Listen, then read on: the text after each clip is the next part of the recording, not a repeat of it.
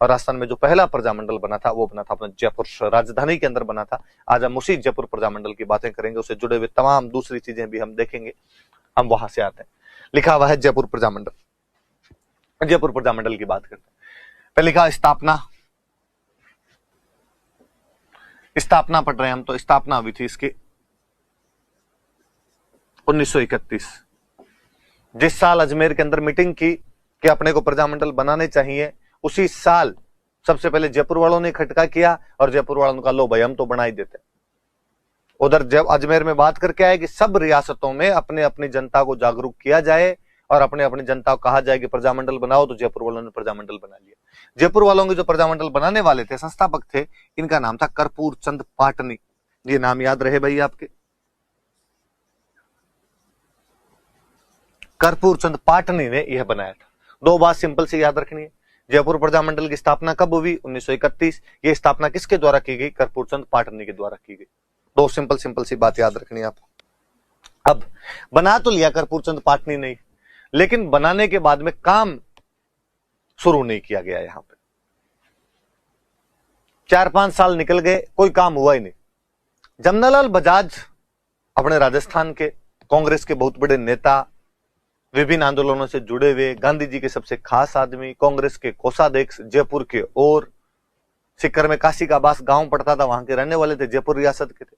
बजाज जी एक बार यहां पे आए हुए और बजाज जी ने कर्पूर चंद पाटनी को इनको कहा, 31 में बनाया था तो बजाज जी का भी सहयोग था कि यहां बनाओ, पर बजाज जी तो संभाल नहीं पाते थे, कर्पूर चंद पाटनी ने वही संभालते थे।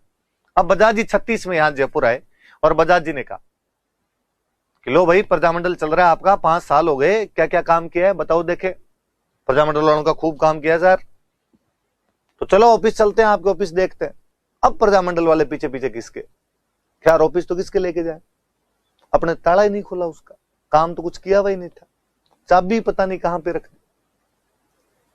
बजाज जी को पता चला कि इन लोगों में लखन नहीं है, इन लोगों से नहीं चलाया जाएगा, तो बजाज जी कहते हैं भाई रे दोबारा दूसरे सिरे से बनाएंगे, 31 में बन गया था पर तुम में काम करने के लक्षण नहीं है। तो 5 साल बाद 1936 में बजाज जी इसका पुनर्गठन करते हैं, जमनालाल बजाज। और बजाज जी ने कहा पाटनी जी आपसे पार नहीं पड़ेगी, अब मैं 2 नए बंदे ला रहा हूं, वो नए बंदे संभालेंगे। और 2 नए बंदे लेके, एक बंदा लेके चिरंजी लाल मिश्र,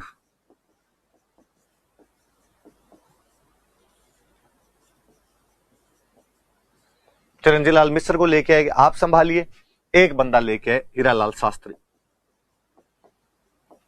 ये बड़े एनर्जेटिक बंदे थे हीरालाल जी।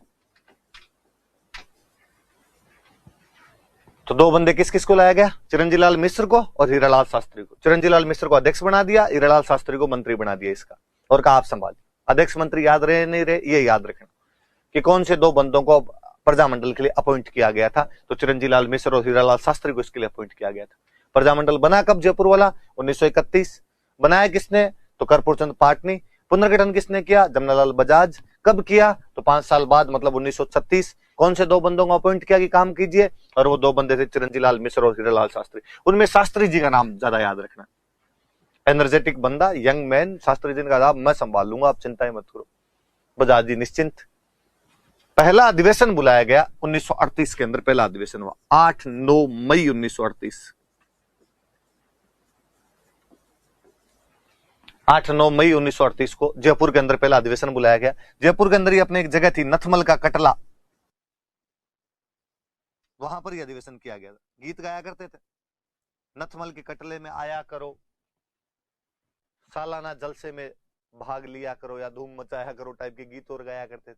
तो नथमल का कटला नाम की जगह थी जहां पर 8-9 मई 1938 को पहला अधिवेशन, बजाज जी अध्यक्ष बन गए थे 38 में, बजाज जी की अध्यक्षता में किया गया। एक और बड़ी जोरदार बात याद रखने वाली है, यह अधिवेशन जब चल रहा था तो 10 मई को महिलाओं की एक सभा को संबोधित किया गया। और आप जानते हैं संबोधित करने के लिए कौन आए?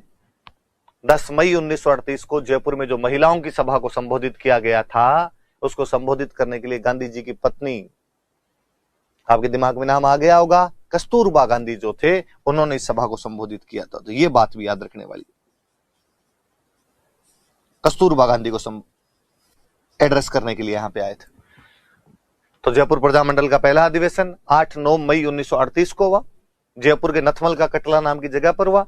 बजाज जी इसके अध्यक्ष थे और 10 मई को महिलाओं की एक सभा को संबोधित किया था कस्तूरबा गांधी ने। इसी का पार्ट है, इसी में आगे बढ़ा दो आप इसी का भाग। एक और बड़ी जोरदार बात, एनर्जेटिक बंदा कौन? हीरालाल शास्त्री। और शास्त्री जी ने कहा कि साहब पहला अधिवेशन है, सफल बनाएंगे, खूब सारे लोगों की भीड़ लेके आनी है। भीड़ लाओ कहां से? और शास्त्री जी ने दिमाग लगाया। उन दिनों के अंदर अपने उधर शेखावाटी किसान आंदोलन चल रहा था। आप याद करना, मेरा वापस बताया हुआ है कि 1938 में शेखावाटी किसान आंदोलन को प्रजामंडल वालों ने अपना समर्थन देना शुरू कर दिया था। शास्त्री जी ने शेखावाटी किसान सभा वालों से कांटेक्ट किया, जो शेखावाटी वाले किसान थे उनको सब वो कांटेक्ट किया और उनको कहा यार आप प्रजामंडल को सपोर्ट करो, प्रजामंडल आपको सपोर्ट करेगा। एक से भले दो, एक और एक 11 होते हैं। और शास्त्री जी के कहने पर 1938 में शेखावाटी किसान सभा का प्रजामंडल में समर्थन दिया गया। शेखावाटी किसान विलय कर लिया था एक तरीके से, या कम से कम इतना तो याद ही रखो कि शेखावाटी किसान सभा ने अपना समर्थन दिया गया, हम भी प्रजामंडल के साथ है। कुल मिला के ये भाग लेने के लिए आए।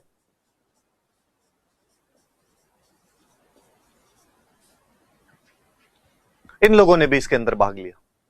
अब कुछ ढंग के नेता मिले। हमने पढ़ा शेखावाटी किसान सभा में तो खूब अच्छे अच्छे नेता थे, वो ढंग के नेता मिले, जैसे सरदार हरलाल सिंह। अब वो प्रजामंडल वाले के साथ भी जुड़ गए,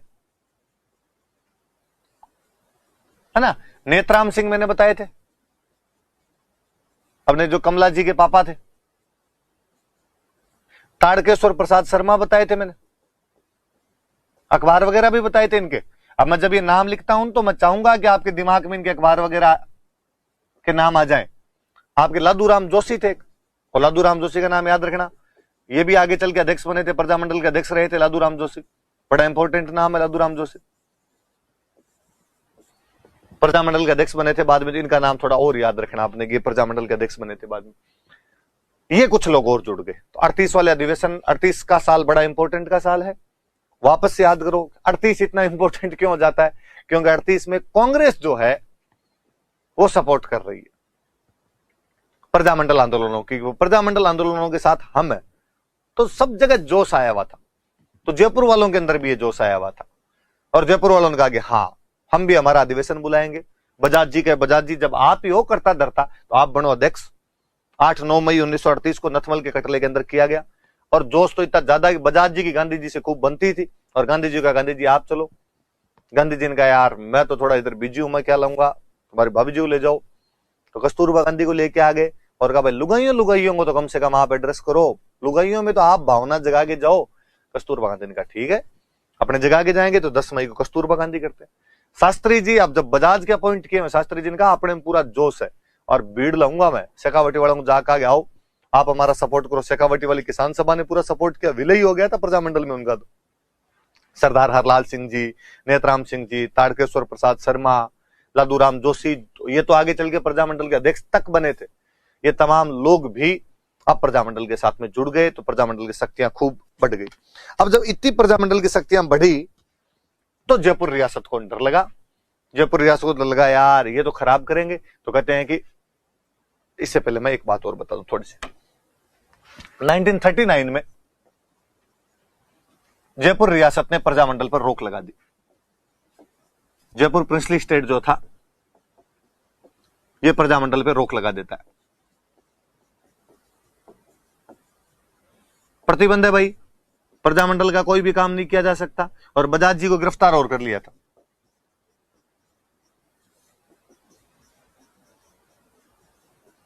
तो जयपुर प्रजामंडल ने इस प्रजामंडल पर रोक के खिलाफ सत्याग्रह शुरू किया था। गांधी जी के जो आंदोलन हुआ करते थे, अहिंसक आंदोलन हुआ करते थे, उनको करने का तरीका क्या होता था? सत्याग्रह। तरीका सीधा सा, एक एक आदमी जाके अपनी गिरफ्तारियां देता या झुंड के झुंड जाते गिरफ्तारियां देते। कई बार एक एक वाला क्या करते, तब व्यक्तिगत सत्याग्रह बोलते। कई बार सारे खूब सारे लोग जाते और जाकर देख लो आप बजाज जी को गिरफ्तार कर रहे हो, आप हम पे रोक लगा रहे हो, हमें भी गिरफ्तार करो। इवन महिलाओं के और खूब सारे वो गए थे झुंड के झुंड, और महिलाओं के झुंडों ने भी जाके वहां पे अपनी गिरफ्तारियां दी थी। तो ये सत्याग्रह चलाया गया था। तो ये भी याद रखना, थोड़ी सी दिमाग में रख लेना। 1939 में जयपुर रियासत प्रजामंडल पर रोक लगा देती है, बजाज जी को गिरफ्तार किया जाता है तो उसके बाद में जयपुर वालों ने यहां पर सत्याग्रह चलाया था। महिलाओं ने भी इसके अंदर गिरफ्तारियां दी थी, ये भी याद रखना, क्योंकि आगे मैं महिलाओं के नाम पढ़ाऊंगा तो आपके थोड़ी सी काम आएगी चीजें। महिलाओं द्वारा गिरफ्तारियां दी गई।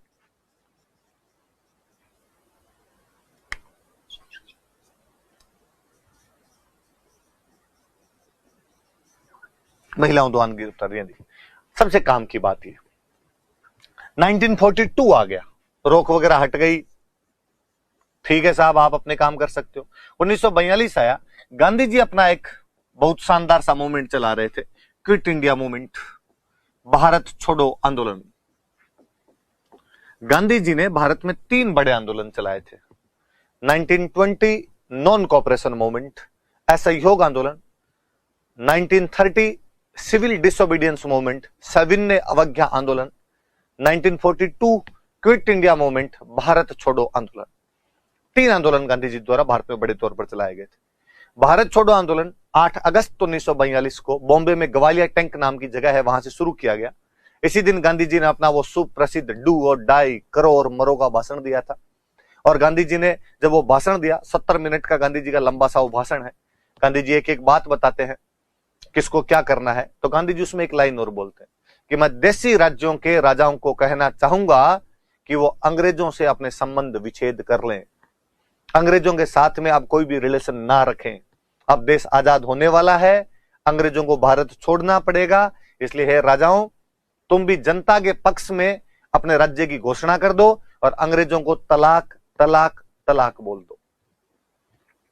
8 अगस्त को गांधी जी ने भारत छोड़ो आंदोलन को शुरू करते समय बॉम्बे के ग्वालियर टैंक मैदान में यह भाषण दिया और देशी राज्यों के राजाओं से कहा गया कि वो जनता के पक्ष में अपने राज्य त्याग दे और अंग्रेजों के साथ अपने संबंध विच्छेद कर ले और वो जनता के साथ में खड़े हो जाएं, अंग्रेजों के खिलाफ खड़े हो जाएं। हालांकि 9 अगस्त को ही अंग्रेज गांधी जी और कांग्रेस के सारे बड़े नेताओं को गिरफ्तार कर लेते हैं। मॉडर्न में हम पढ़ेंगे कि ऑपरेशन जीरो ओवर चलाया गया था और ऑपरेशन जीरो ओवर में सारे के सारे नेता गिरफ्तार कर लिए गए। तो बाद में आंदोलन स्वतः स्पॉन्टेनियस ढंग से आगे बढ़ा था। इस अधिवेशन में जयपुर वालों की तरफ से हीरालाल शास्त्री गए हुए थे।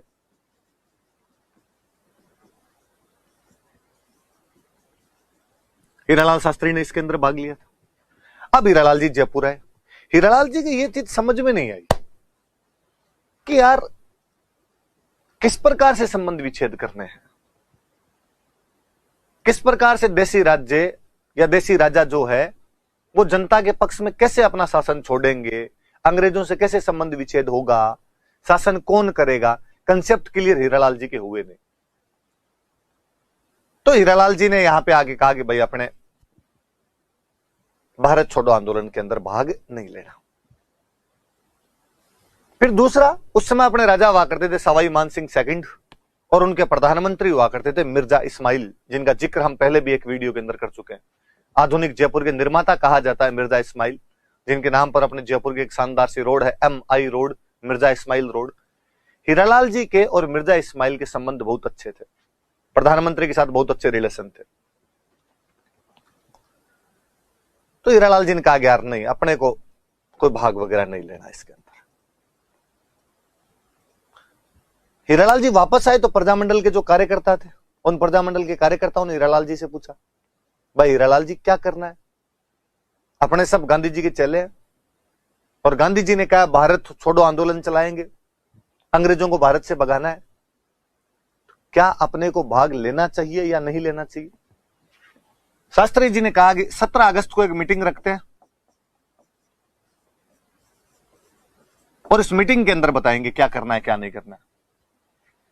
सारे कार्यकर्ताओं को लगा यार 17 अगस्त वाली मीटिंग में तो शास्त्री जी घोषणा कर देंगे कि यार अपने को भारत छोड़ो आंदोलन में भाग लेना है। पर भाई शास्त्री जी ने भाषण भी दिया पर गोल मटोल कर गए और शास्त्री जी ने साफ तौर पे नहीं कहा कि हमें भारत छोड़ो आंदोलन के अंदर भाग लेना है। कार्यकर्ताओं में कईयों के अंदर यूं जुनून, कुछ कार्यकर्ता तो शास्त्री जी के साथ में जो समझ रहे थे कि अपने को भाग नहीं लेना है, शास्त्री जी की तरफ से ठंडा सा उत्तर यही है। कईयों ने आगे शास्त्री जी से पूछा, शास्त्री जी चिट्टा चिट्टा जवाब दो, साफ साफ बताओ, बातों घुमाओ मत यार इधर उधर, भारत छोड़ो आंदोलन में भाग लोगे या नहीं लोगे। शास्त्री जी अध्यक्ष हुआ करते थे उस टाइम प्रजामंडल के। आप अध्यक्ष हो यार, आप नहीं बताओगे कौन बताएगा। शास्त्री जी ने कहा नहीं, भारत छोड़ो आंदोलन में तो अपने भाग नहीं लेंगे। क्यों? शास्त्री जी ने कहा मेरी मिर्जा इस्माइल से बात हो रखी है और उन्होंने कह दिया कि वो अपनी बातें मान लेंगे। तो जब सरकार बात मानने के लिए तैयार है, फिर किस बात के आंदोलन करना है? फिर तो विरोध के लिए विरोध है, फिर झंडे लेके कहीं निकल जाओ। जो कार्यकर्ता आंदोलन करना चाहते थे उन्होंने कहा कि सरकार ने कोई लिखित में दिया है, कोई एश्योर किया आपको? शास्त्री जी ने कहा जबान नाम की भी कोई चीज होती है, वो कह रहे हैं कर देंगे तो कर देंगे, क्यों इसमें इतना लड़ना झगड़ना? उन विरोध वाले लोगों ने कहा कि आपके समझ में नहीं आएगी, हमें पता चल गया आप भारत छोड़ो आंदोलन में भाग नहीं लेंगे, हम तो भारत छोड़ो आंदोलन में भाग लेंगे।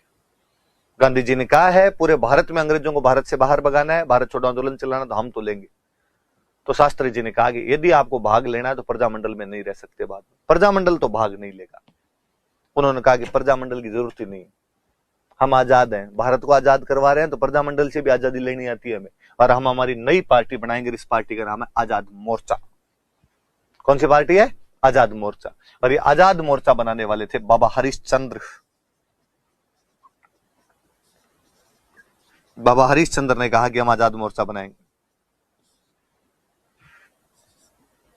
दो चार लोग और साथ में हो गए इनके, जैसे एक थे रामकरण जोशी,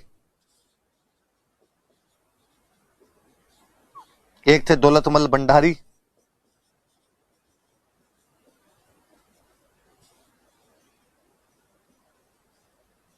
एक थे गुलाब चंद कासलीवाल,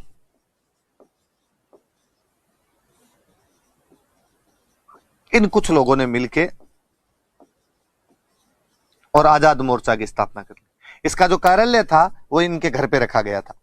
आजाद मोर्चा का जो कार्यालय था वो गुलाब चंद कासलीवाल के घर पे, भाई साहब थे, वकील थे उस टाइम, ये खूब बड़ा सा घर था कासलीवाल जी का, और कहा साहब इनके घर पे बना।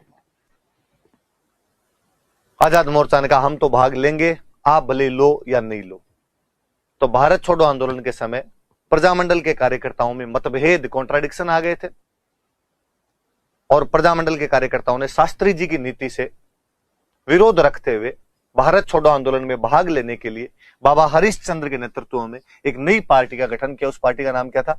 आजाद मोर्चा। उसमें अन्य लोग कौन कौन थे? तो रामकरण जोशी थे, दौलतमल भंडारी थे और गुलाब चंद कासलीवाल थे। और इस आजाद मोर्चा ने भारत छोड़ो आंदोलन में भाग लिया, क्विट इंडिया मूवमेंट के अंदर भाग लिया था इन्होंने। याद रखना ये बात।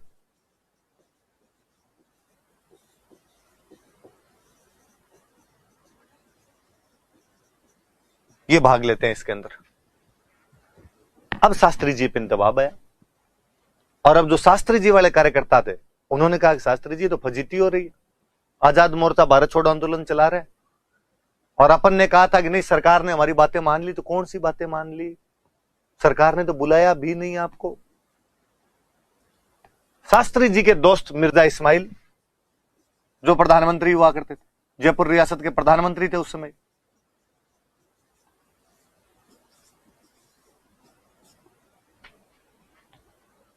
शास्त्री जी ने मिर्जा इस्माइल के पास लेटर भेजा 16 सितंबर 1942 को, और कहा इस्माइल साहब मेरे पर बहुत ज्यादा दबाव पड़ रहा है, मुझे आंदोलन चलाना पड़ेगा, किधर ना किधर तो करो, क्या करना है क्या नहीं करना है थोड़ा तो बताओ। मिर्जा इस्माइल जी ने कहा कल आ जाओ, बैठ के बात करेंगे। अगले दिन हीरालाल शास्त्री बातचीत करने के लिए गए। हीरालाल शास्त्री कौन है? तो हीरालाल शास्त्री प्रजामंडल के अध्यक्ष है। किससे बातचीत करने के लिए जा रहे हैं? मिर्जा इस्माइल से। मिर्जा इस्माइल कौन है? तो जयपुर के प्रधानमंत्री है। कब बातचीत करने के लिए जा रहे हैं? 17 सितंबर 1942 को।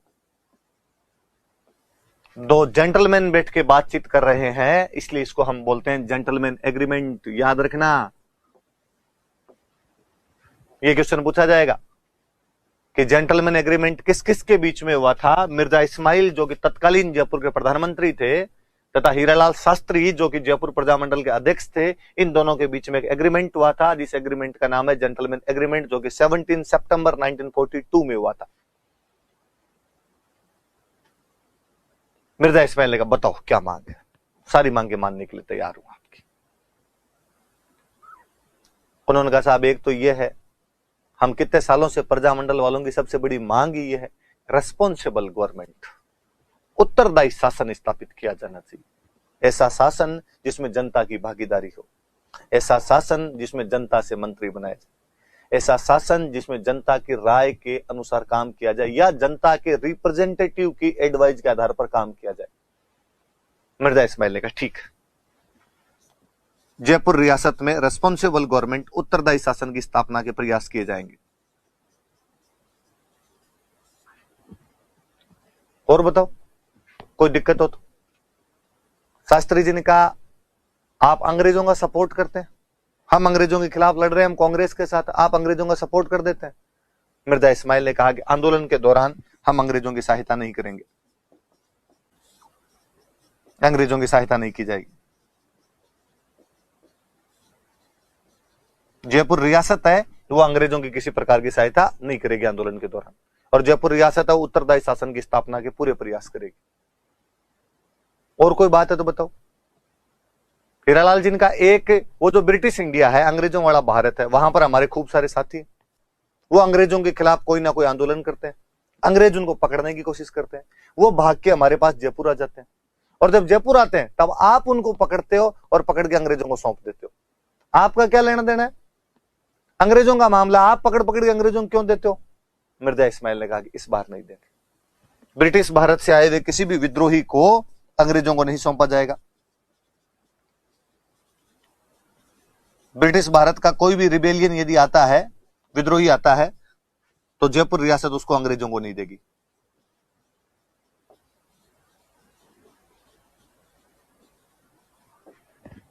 मिर्जा इस्माइल ने कहा और शास्त्री जी सुनो, आप अपने घर पे रख लेना चुपचाप। शास्त्री जी ने कहा घर पे रखते हो तो आप हमें और पकड़ लेते हो। अरे नहीं पकड़ ले, आप शरण भी दे सकते हो, अपने भाई भाइयों के बीच की बात है, रख लेना। मैं कह रहा हूं ना आपको, मेरे पे विश्वास नहीं। शास्त्री जी ने कहा साहब आप पे तो पूरा विश्वास, और बताओ तो कोई दिक्कत हो तो। शास्त्री जी ने कहा हम भी अब छोटा मोटा शांतिपूर्ण आंदोलन तो करते ही है, ठीक है भारत छोड़ो आंदोलन तो नहीं कर रहे, पर बाकी तो कोई करते ही है, आप पकड़ के ले जाते हो। कहा नहीं, आज के बाद यदि प्रजामंडल कोई भी शांतिपूर्ण आंदोलन करेगा तो प्रजामंडल को नहीं रोका जाएगा। प्रजामंडल कोई भी पीसफुली आंदोलन कर सकता है, हिंसा नहीं होनी चाहिए, हिंसा होगी तो हम पकड़ेंगे। शांतिपूर्ण तो कुछ ही करो, कितने दिन करो, कोई दिक्कत नहीं।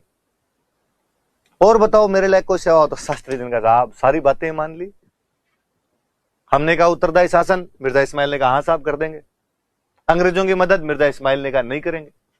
ब्रिटिश भारत के विद्रोह को गिरफ्तार का नहीं करेंगे। हम अपने घर पे रख सकते हैं कि हाँ रख लेना। प्रजामंडल शांतिपूर्ण आंदोलन कर सकता है कि हाँ कर सकता है। हीरालाल जी ने कहा थैंक यू, बहुत बहुत धन्यवाद आपका, सारी बातें मान ली, इज्जत बचाई आपने मेरी। मेरे लायक कोई सेवा हो तो बताओ। मिर्जा इस्माइल ने कहा वो क्या चला रहे थे तुम लोग, गांधी जी वाला क्या मूवमेंट था तुम्हारा? कि हाँ साहब वो भारत छोड़ो आंदोलन, कल वो आप फोन पे यही तो कर रहे थे मुझे कि मैं भारत छोड़ो आंदोलन कर दूंगा वरना बात करोगे। हाँ अब बात हो गई, अब बताओ।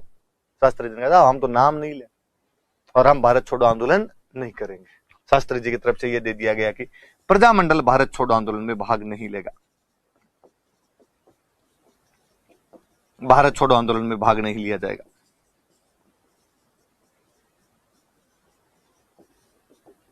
अब सुनो मेरी बात, 3-4 क्वेश्चन मैं बताता हूं, 3-4 बातें बताता हूं, गौर से सुनना। कोई पूछे कि क्या जयपुर प्रजामंडल ने भारत छोड़ो आंदोलन में भाग लिया था? नहीं, जयपुर प्रजामंडल ने क्विट इंडिया मूवमेंट में पार्टिसिपेट नहीं किया था। क्या जयपुर रियासत में भारत छोड़ो आंदोलन नहीं हुआ? नहीं, जयपुर रियासत में भारत छोड़ो आंदोलन हुआ था।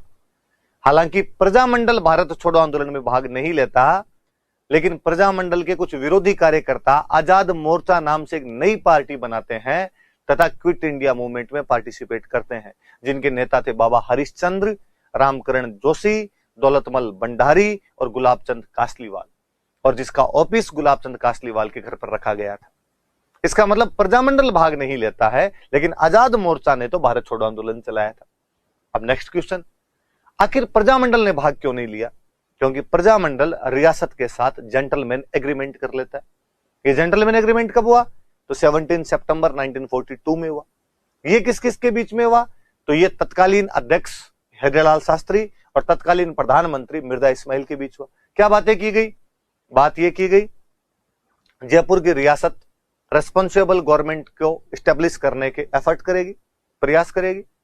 जयपुर रियासत क्विट इंडिया मूवमेंट के दौरान अंग्रेजों की किसी भी प्रकार की सहायता नहीं करेगी। जयपुर की रियासत जयपुर से बाहर से आए हुए किसी विद्रोही, मतलब ब्रिटिश इंडिया से आए हुए किसी विद्रोही को भी गिरफ्तार नहीं करेगी। इवन प्रजामंडल चाहे तो उसको असाइलम, उसको शरण भी दे सकता है, और हम तो प्रजामंडल वालों को भी गिरफ्तार नहीं करेंगे। जयपुर रियासत अनुमति देती है, परमिट करती है कि प्रजामंडल कोई भी पीसफुली मूवमेंट कर सकता है। इन सब के बदले में प्रजामंडल ने एश्योर किया कि प्रजामंडल भारत छोड़ो आंदोलन में भाग नहीं लेगा। प्री का, ऑब्जेक्टिव एग्जाम्स का, आरपीसी का फेवरेट क्वेश्चन है कि कौन से प्रजामंडल ने भारत छोड़ो आंदोलन में भाग नहीं लिया था? जयपुर प्रजामंडल। ऐसा कौन से समझौते की वजह से हुआ था? Gentleman agreement. ये किस किस के बीच में हुआ था? मिर्जा इस्माइल और हीरालाल शास्त्री। तो प्रजामंडल के कौन से विरोधी धड़े ने भाग लिया था? आजाद मोर्चा। तमाम बातें याद रखना। मुझे अब भी याद आता है 2013 के मेंस के पहले पेपर का पहला क्वेश्चन था, भारत छोड़ो आंदोलन के समय जयपुर प्रजामंडल का क्या दृष्टिकोण था? जयपुर प्रजामंडल ने क्विट इंडिया मूवमेंट में क्या एटीट्यूड एडॉप्ट किया था? 20 शब्दों में 2 नंबर में क्वेश्चन लिखना था। आपको सिंपल सी एक लाइन लिखनी थी कि 17 सितंबर 1942 के जेंटलमैन समझौते के तहत या जेंटलमैन एग्रीमेंट के तहत जयपुर प्रजामंडल ने भारत छोड़ो आंदोलन में भाग नहीं लिया। 15 शब्दों में आंसर तो इतना ही है, पर नीचे जगह पड़ी रहती तो अपने उसमें घुसा देना था। लेकिन आजाद मोर्चा ने भारत छोड़ो आंदोलन में भाग लिया था। आजाद मोर्चा लिखो वहां कोष्टक में, एक आधे का नाम हरीश चंद्र रामकरण जोशी, एक आधे का नाम सल्टाने की कोशिश करनी, ताकि अगले को यह भी लग जाए कि आपको पता है भाग नहीं लिया। आपको ये भी, उसको ये भी लग जाए कि आपको पता है कि कौन सी समझौते की वजह से भाग नहीं लिया। उसको ये जानकारी भी आप दे दो कि आपको पता है कि किसने भाग लिया था। 45 तक जाते जाते भारत छोड़ो आंदोलन खुद ही खत्म हो गया था। और 45 के अंदर नेहरू जी का जयपुर में दौरा था। नेहरू जी अपने जयपुर आए थे और नेहरू जी को जब पता चला कि प्रजामंडल वाले तो आपस में भिड़े हुए, प्रजामंडल कह रहा भाग नहीं लेंगे, आजाद मोर्चा कह रहा भाग लेंगे, और नेहरू जी ने आगे समझाया, मांगता हूं क्यों लड़ते हो रहे, अब तो भारत छोड़ो आंदोलन खुद ही खत्म हो गया यार। भाई भाइयों सारे गले मिल जाओ, आज के बाद कोई भी लड़ाई नहीं करोगे। और 45 के अंदर आजाद मोर्चे का वापस प्रजामंडल के अंदर विलय कर दिया गया। दोनों बातें याद रखना भाई, ये बड़ी इंपॉर्टेंट सी घटना है। क्वेश्चन पूछे जा सकते हैं यहां से, तो दोनों तीनों चीज याद रखना। हो सकता है मेंस में सीधा सीधा 50 शब्दों में कोई पूछ ले कि जेंटलमैन एग्रीमेंट के बारे में आप क्या जानते हैं, तारीख किसके बीच में हुआ था, क्या क्या शर्तें थी, तमाम बातें लिखनी। ये भाई आपका जेंटलमैन एग्रीमेंट है। मैंने एक नाम लिया उधर, बाबा हरिश्चंद्र। कभी आप जयपुर आए तो जो जेलन मार्ग है, उस जेलन मार्ग पर यूनिवर्सिटी के आगे से जब आप निकलेंगे, आगे एक त्रिमूर्ति सर्किल आता है। त्रिमूर्ति सर्किल के बाद यदि उस रोड का आप नाम देखेंगे, उस रोड का नाम है बाबा हरिश्चंद्र। तो यदि कभी आप उस बाबा हरिश्चंद्र रोड पर निकलें तो आप याद करना कि वही बाबा हरिश्चंद्र है जिन्होंने भारत छोड़ो आंदोलन के दौरान आजाद मोर्चा का गठन करके भारत छोड़ो आंदोलन के अंदर भाग ले लिया था। लेकिन बाद में 45 के अंदर इसका प्रजामंडल में नेहरू जी के कहने पर, याद रखना, on advice of Jawaharlal Nehru, Nehru ji के कहने पर आजाद मोर्चा का वापस क्या कर दिया गया था? विलय कर दिया गया था। अब वो तो उतरी बात है। अब 42 में समझौता करके आए कि साहब उत्तरदायी शासन की स्थापना की जाएगी। हीरालाल जी ने कहा तो करो, सरकार ने कहा पक्का। जयपुर की सरकार ने कहा कि एक समिति बनाते हैं। 1942 में उत्तरदायी शासन की स्थापना के लिए कमेटी बनाएगी, एक समिति बनाएगी कि भाई उत्तरदायी सरकार की स्थापना की जानी चाहिए। ठीक है साहब, करते हैं।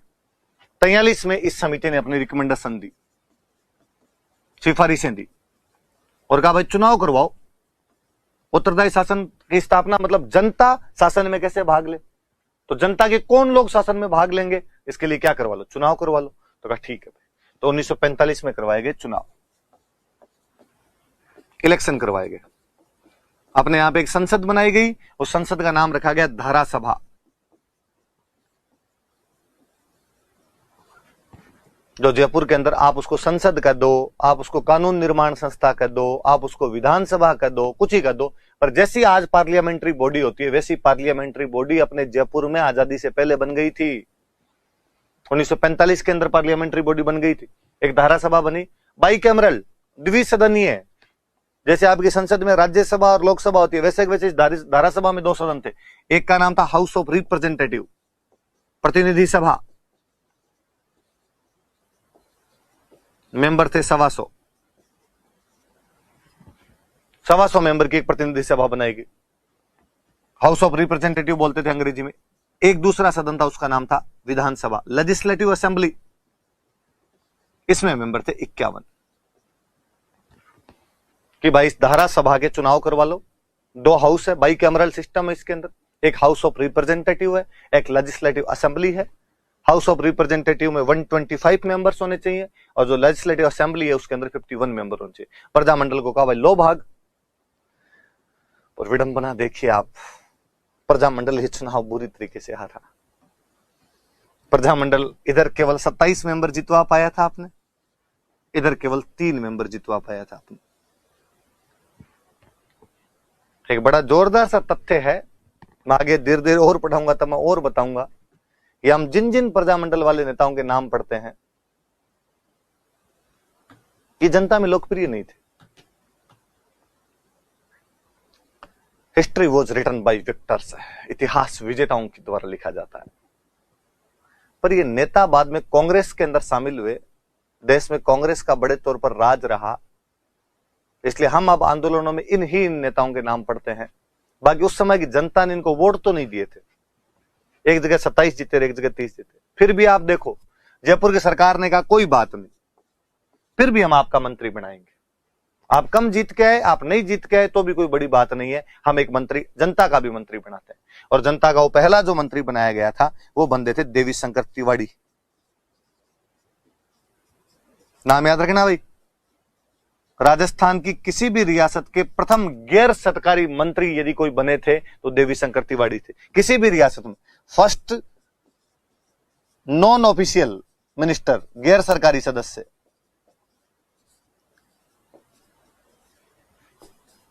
उन्नीस 1946 के अंदर देवी शंकर तिवाड़ी बनाए गए थे।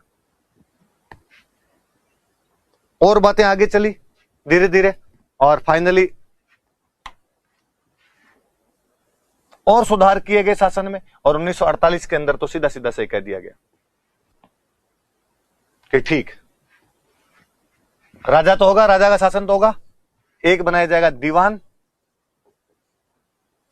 एक बनाया जाएगा मुख्य सचिव,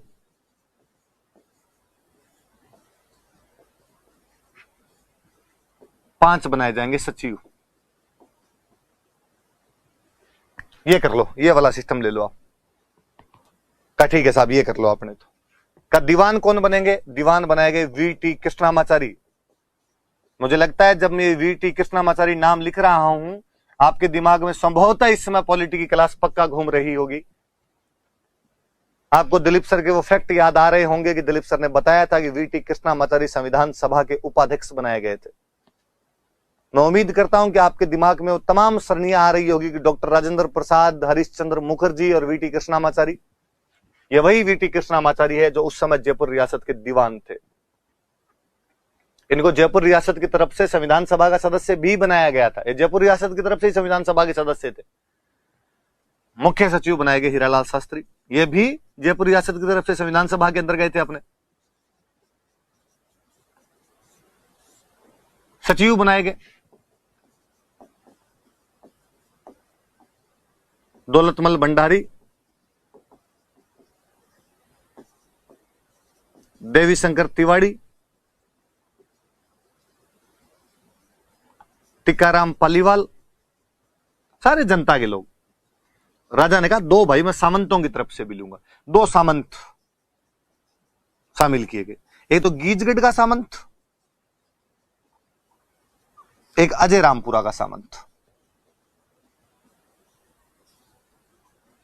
इन दो सामंतों को कहा भाई आप भी आ जाओ। 1948 में शासन में और सुधार हुए। वीटी कृष्णामाचारी को दीवान बना दिया गया, हीरालाल शास्त्री को मुख्य सचिव, आप एक तरीके से मुख्यमंत्री टाइप का मान लो। 5 मंत्री बना दिए गए, 3 जनता से, दौलतमल भंडारी, देवी शंकर तिवाड़ी, टीकाराम पालीवाल। 2 सामंत ले लिए गए कि गीजगढ़ के सामंत को इसका सदस्य बनाया जाए, एक अजय रामपुरा का जो सामंत है उसको इसका सदस्य बना दिया जाए। फाइनली ये मंत्रिमंडल बन गया। इसकी सलाह पर बाद में राजा काम किया करता था पर जब तक जयपुर का भारत के अंदर पूरी तरीके से विलय नहीं कर दिया गया था, वो रहत राजस्थान ग्रेटर राजस्थान नहीं बन गया था, तब तक ये मंत्रिमंडल काम करता रहा था। अब तमाम चीजें शुरू से याद करके याद कर लेना आपने। मैं वापस सारी बातें बता देता हूं एक साथ, ताकि दिमाग के अंदर रहे आपके। प्रजामंडल 1931 में कर्पूरचंद पाटनी बनाते हैं, संभला नहीं तो 36 में जमनालाल बजाज ने इसका पुनर्गठन किया। हीरालाल शास्त्री और चिरंजीलाल मिश्र को इसके साथ जोड़ा, एक को अध्यक्ष और एक को इसका मंत्री बनाया। 38 में इसका पहला अधिवेशन 8-9 मई 1938 को नथमल के कटले में बजाज जी की अध्यक्षता में हुआ। 10 मई को कस्तूरबा गांधी ने महिलाओं की एक सभा को संबोधित किया। इसी समय शास्त्री जी की सलाह पर शेखावटी किसान सभा प्रजामंडल में अपना विलय करती है। प्रजामंडल को कुछ नए नेता मिलते हैं, लाइक सरदार हरलाल सिंह, नेतराम सिंह जी गोरीर, ताड़केश्वर प्रसाद शर्मा, लादूराम जोशी। ये लादूराम जोशी बाद में प्रजामंडल के अध्यक्ष भी बने थे। फिर अपने आगे पढ़ लेते हैं। 1939 में जयपुर रियासत प्रजामंडल पर रोक लगा देती है। इस समय प्रजामंडल ने सत्याग्रह चलाया था, बजाज जी को गिरफ्तार कर लिया जाता है। खूब सारी महिलाओं ने भी गिरफ्तारी दी कि हमें भी गिरफ्तार कर लिया जाए, तो बाद में जयपुर रियासत ये रोक हटा देती है। 42 के भारत छोड़ो आंदोलन के समय हीरालाल शास्त्री 8 अगस्त को गांधी जी वाली मीटिंग में भाग लेते हैं, पर शास्त्री जी तय नहीं कर पाए कि क्या हमें भाग लेना चाहिए या नहीं, भाग नहीं लेना चाहिए। फिर शास्त्री जी के मिर्जा इस्माइल के साथ रिश्ते बहुत अच्छे थे, इसलिए 17 अगस्त 1942 वाली मीटिंग में शास्त्री जी ने कोई निर्णय नहीं लिया। इससे कुछ कार्यकर्ता निराश हुए। कार्यकर्ताओं ने अलग से अपनी पार्टी बनाई जिसका नाम था आजाद मोर्चा।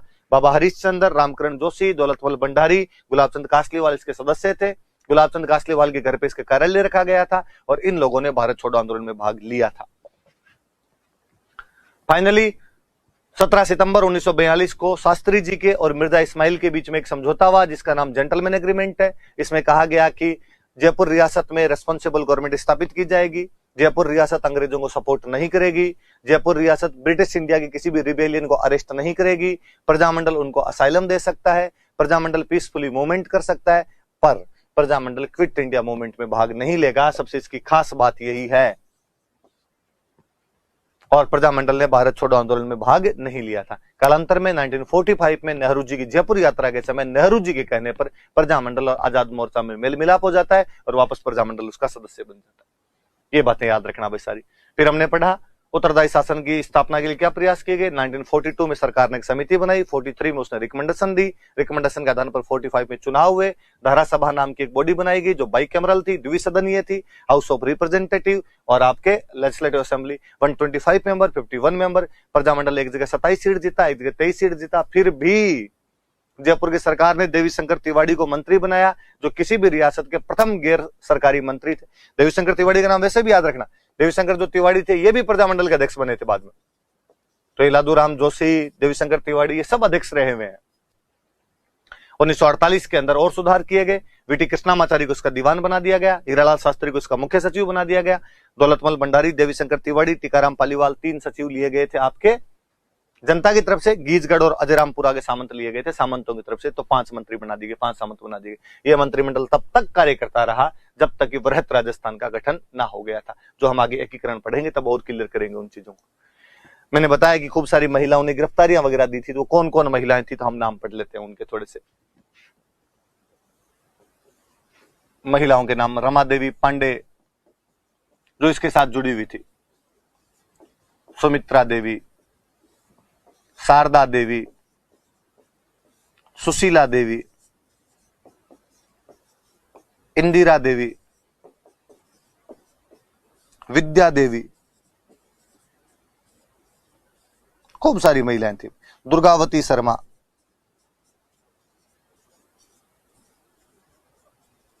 इन महिलाओं ने अपनी गिरफ्तारियां वगैरह दी थी उसके अंदर। नाम याद रखना, प्रीलिम्स में कोई इनमें से किसी का नाम उठा के पूछ लेगा। दुर्गावती शर्मा ने कौन से प्रजामंडल के अंदर महिला सत्याग्रहियों की गिरफ्तारियों के जत्थे का नेतृत्व किया था, याद रह जाए, जयपुर प्रजामंडल। तो ये महिलाओं के थोड़े से नाम याद रखना। दुर्गावती शर्मा जो आपके ताड़केश्वर प्रसाद शर्मा है उनकी वाइफ है।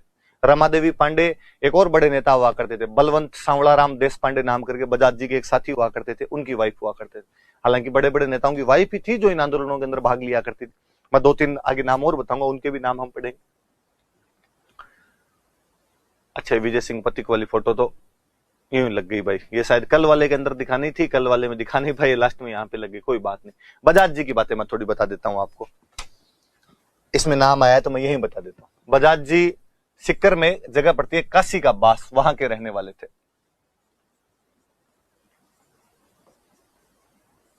काशी का बास सीकर के रहने वाले थे, कांग्रेस के कोषाध्यक्ष रहे थे, ट्रेजरर। कोषाध्यक्ष हमेशा बाणी है कौन, कोई पैसे वाले आदमी को बनाते हैं जो पैसे दे सके, तो बजाज जी पैसे वाले थे तो इनको बनाया गया था।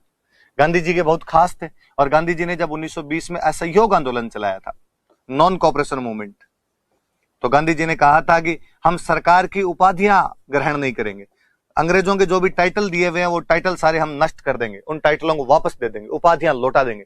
और उस समय बजाज जी ने अपना एक टाइटल लौटाया था, उसका वो टाइटल था राय बहादुर। अंग्रेजों ने इनको राय बहादुर की उपाधि दे रखी थी और इन्होंने ये उपाधि उस समय वापस लौटा दी थी। तो याद रखना कि जमनालाल बजाज ने असहयोग आंदोलन के दौरान अपनी कौन सी उपाधि वापस लौटा दी थी, तो राय बहादुर की उपाधि वापस लौटा दी थी। गांधी जी को पैसे यही दिया करते थे। गांधी जी के खुद के 4 बेटे थे, वो तो कोई ज्यादा कमाते धमाते थे नहीं, बजाज जी पैसे देते, तो नाम ही पड़ गया गांधी जी का 5वां पुत्र।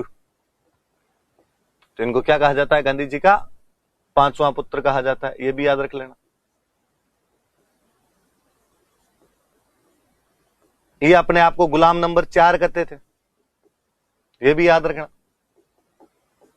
कि खुद को क्या कहा करते थे, गुलाम नंबर 4। और ये कहा करते थे कि भाई पहला गुलाम भारत है, दूसरा गुलाम हमारा राजस्थान है, तीसरा गुलाम हमारी जयपुर है और चौथा गुलाम मैं हूं। तो इनको गुलाम नंबर 4 भी कहा जाता है, गांधी जी का 5वां पुत्र भी कहा जाता है। एक संगठन बनाया था इन्होंने, गांधी जी से प्रभावित होंगे, गांधी जी चरखे को बहुत महत्व दिया करते थे। 1927 के अंदर एक संगठन बनाया था इन्होंने, चरखा संघ। अमरसर नाम का गांव है जयपुर में, यहां पर यह संगठन बनाया था। वो जो अभी मैं रमा देवी पांडे बता रहा था, उनके जो पति थे बलवंत सांवलाराम देश पांडे, उनके साथ मिलकर चरखा संघ बनाया गया था। बलवंत सांवलाराम देश पांडे के साथ मिलकर इन्होंने एक संगठन बनाया था जिसका नाम था चरखा संघ। शायद जहां तक मुझे याद आता 1927 से, और कोई डेट होगी तो भाई मैं थोड़ा बहुत ऊपर नीचे कर दूं, क्यों मतलब क्यों दिमाग में लग रहा है कि 29 हो सकता है, मैं आपको चेक करके पीडीएफ में वो सही लिख दूंगा, बाकी 27 ही होना चाहिए जहां तक मुझे याद है। तो बजाज जी की बातें याद रखना। बजाज जी काशी का बास सीकर के रहने वाले थे, कांग्रेस के कोषाध्यक्ष रहे थे। 1920 के असहयोग आंदोलन में इन्होंने अपनी राय बहादुर की उपाधि लौटा दी थी अंग्रेजों को। गांधी जी का 5वां पुत्र कहा जाता है, गुलाम नंबर 4 कहा जाता है। इन्होंने चरखा संघ की स्थापना की थी जयपुर के अमरसर गांव में, जिनमें इनके सहयोगी हुआ करते थे बलवंत सांवलाराम देश पांडे। चरखा संघ देख लो, चरखे का प्रचार प्रसार करना है, गांधी जी स्वावलंबन पर बल दिया करते थे इसलिए। हीरालाल शास्त्री, शास्त्री जी के बारे में अपने खूब सारी बातें तो हमने बीच बीच में पढ़ी, उनके बारे में भी कई बातें तो मैंने बताई थी। प्रजामंडल का अध्यक्ष, वो जो बातें नहीं बताई वो मैं यहां पर बता रहा हूं। तो शास्त्री जी ने एक संगठन तो बनाया था, जयपुर हितकारिणी सभा। एक तो यह संगठन था इनका, जयपुर हितकारिणी सभा।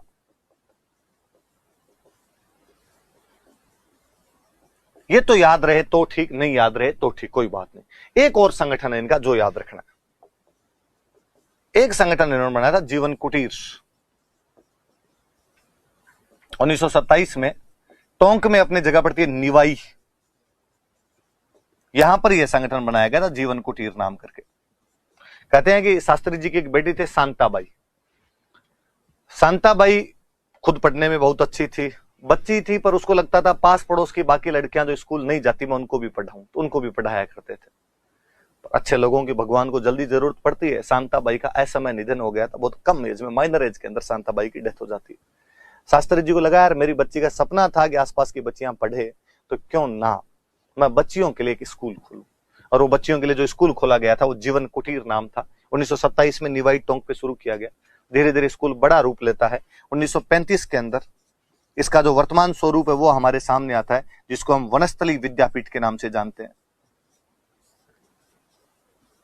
वनस्थली विद्यापीठ 1935 के अंदर स्थापित होती है बाद में, जो आज एक गर्ल्स एजुकेशन के लिए पूरी तरीके से डेडिकेटेड एक बहुत बड़ी यूनिवर्सिटी है, जो अपनी पंचमुखी शिक्षा 5-fold एजुकेशन के लिए जानी जाती है। पंचमुखी मतलब जिसमें हर तरीके से डेवलपमेंट, 5 प्रकार की शिक्षा, नैतिक शिक्षा इसके अंदर दी जाती है, फिजिकल की एजुकेशन इसमें दी जाती है, आपके डिबेट वगैरह कंपटीशन, दिमाग की बौद्धिक क्षमता बढ़ाने वाली इसके अंदर दी जाती है, आर्ट एंड कल्चर को बढ़ावा देने वाली चीजें इसके अंदर की जाती है, कल्चरल एक्टिविटीज वाली चीजें इसके अंदर की जाती है। आप में से भी मुझे लगता है हो सकता है कोई वनस्थली के अंदर पढ़ा हुआ हो, शायद इन चीजों को वापस फील कर पाएगा कि वाकई उन लोगों ने वो पंचमुखी शिक्षा ग्रहण की होगी या नहीं। यदि आप पढ़े हो तो आपके आस पड़ोस में यदि कोई वनस्थली के अंदर पढ़ा है तो उससे पूछना कि वो कौन से गेम में थे, कौन सी कल्चरल एक्टिविटीज के अंदर बढ़ावा लिया था, तो वो हीरालाल शास्त्री द्वारा स्थापित की गई थी। ये भी याद रखना कि अपनी कौन सी शिक्षा के लिए जाना जाता है, तो अपनी 5 फोल्ड एजुकेशन या पंचमुखी शिक्षा के लिए जाना जाता है। तो शास्त्री जी के दोनों चीजें याद रखना। फिर शास्त्री जी के बारे में एक दो बातें हम जानते हैं। मैंने अभी बताया जयपुर प्रजामंडल के अध्यक्ष थे, जेंटलमैन एग्रीमेंट किया था, जयपुर की तरफ से संविधान सभा के सदस्य बनाए गए थे। हम आगे पढ़ेंगे कि अपने राजस्थान के पहले मनोनीत मुख्यमंत्री बनाए गए थे। तमाम बातें अपने को पता है इनकी। मैं और एक बात बताऊं, इन्होंने एक बुक लिखी थी, इनकी जो आत्मकथा है उसका नाम है प्रत्यक्ष जीवन शास्त्र। इनकी ऑटोबायोग्राफी है। इन्होंने कहा अपना तो सब कुछ प्रत्यक्ष है, कुछ छुपा हुआ नहीं है। प्रत्यक्ष जीवन शास्त्र नाम की किताब लिखी थी। एक गीत लिखा था इन्होंने, जिसकी गीत का नाम है प्रलय प्रतीक्षा नमो नमो। प्रलय प्रतीक्षा नमो नमो नाम का एक गीत भी लिखा था इन्होंने।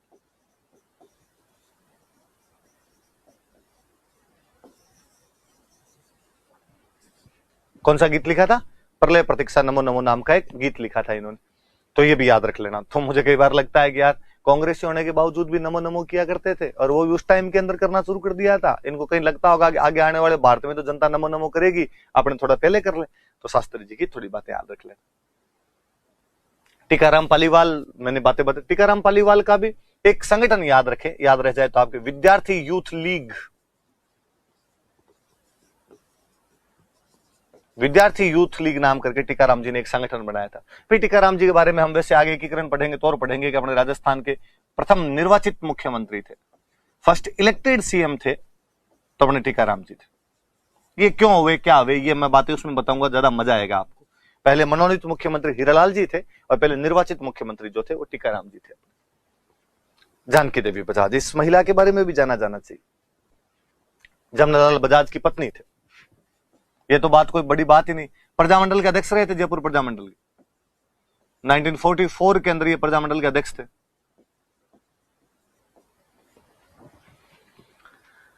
गांधी जी भारत के स्पिरिचुअल और पॉलिटिकल दोनों प्रकार के लीडर थे। तो जनता में सामाजिक सुधार टाइप की वैसे भी बातें करते थे, अंग्रेजों से आजादी दिलानी है ये बातें भी किया करते थे। अंग्रेजों से आजादी मिलने के बाद गांधी जी की पॉलिटिकल आइडियोलॉजी है उसको कोई आगे लेके जाता है। गांधी जी का जो पॉलिटिकल सक्सेसर बनता है वह बंदे थे जवाहरलाल नेहरू। पर गांधी जी की जो स्पिरिचुअल चीजें हैं, जो सोशल रिफॉर्म वाली चीजें हैं, उनको किसी ने आगे बढ़ाया तो वह व्यक्ति थे विनोबा भावे। विनोबा भावे गांधी जी के स्पिरिचुअल सक्सेसर है, आध्यात्मिक उत्तराधिकारी है गांधी जी के। और विनोबा भावे ने बाद में भारत में बहुत बड़ा एक आंदोलन चलाया था, भूदान आंदोलन। जिनके पास में जमीन ज्यादा है वो जिनके पास जमीनें नहीं है उनको दें। और आप मानेंगे नहीं, भारत में बहुत सारे लोगों ने अपनी जमीनें जो है, कई सामंतों ने, जमींदारों ने, जागीरदारों ने अपनी जमीनें दान दी थी कि हाँ हम दान दे देंगे, जिनके पास जमीन नहीं है उनके अंदर बंटवारा किया जाना चाहिए। उस भूदान आंदोलन से भी आप जुड़े हुए थे। भूदान आंदोलन से जुड़े रहे थे आप। गौ सेवा संघ के अध्यक्ष रहे थे।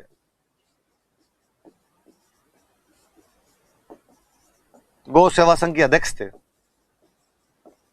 आपने को 108 कुओं का निर्माण करवाया था। गाय की सेवा, प्यासों की सेवा, जमीनें नहीं है उनकी सेवा।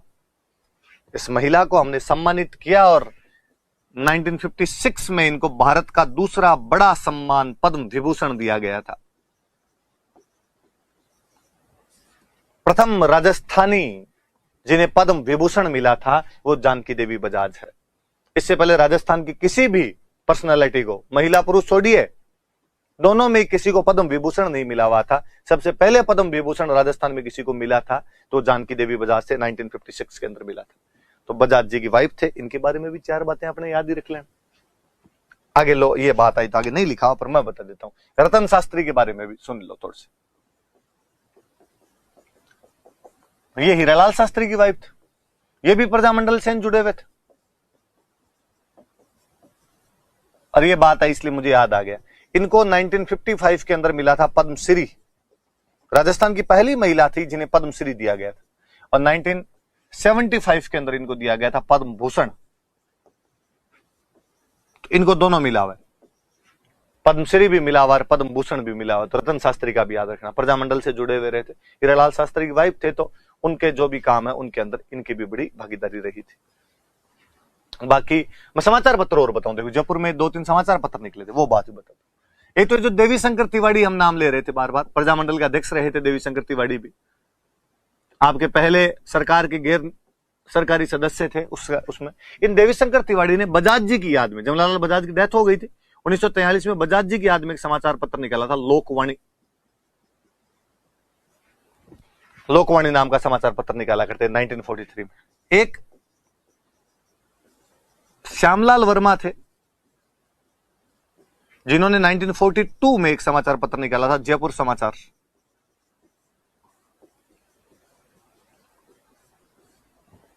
एक गुलाबचंद काला थे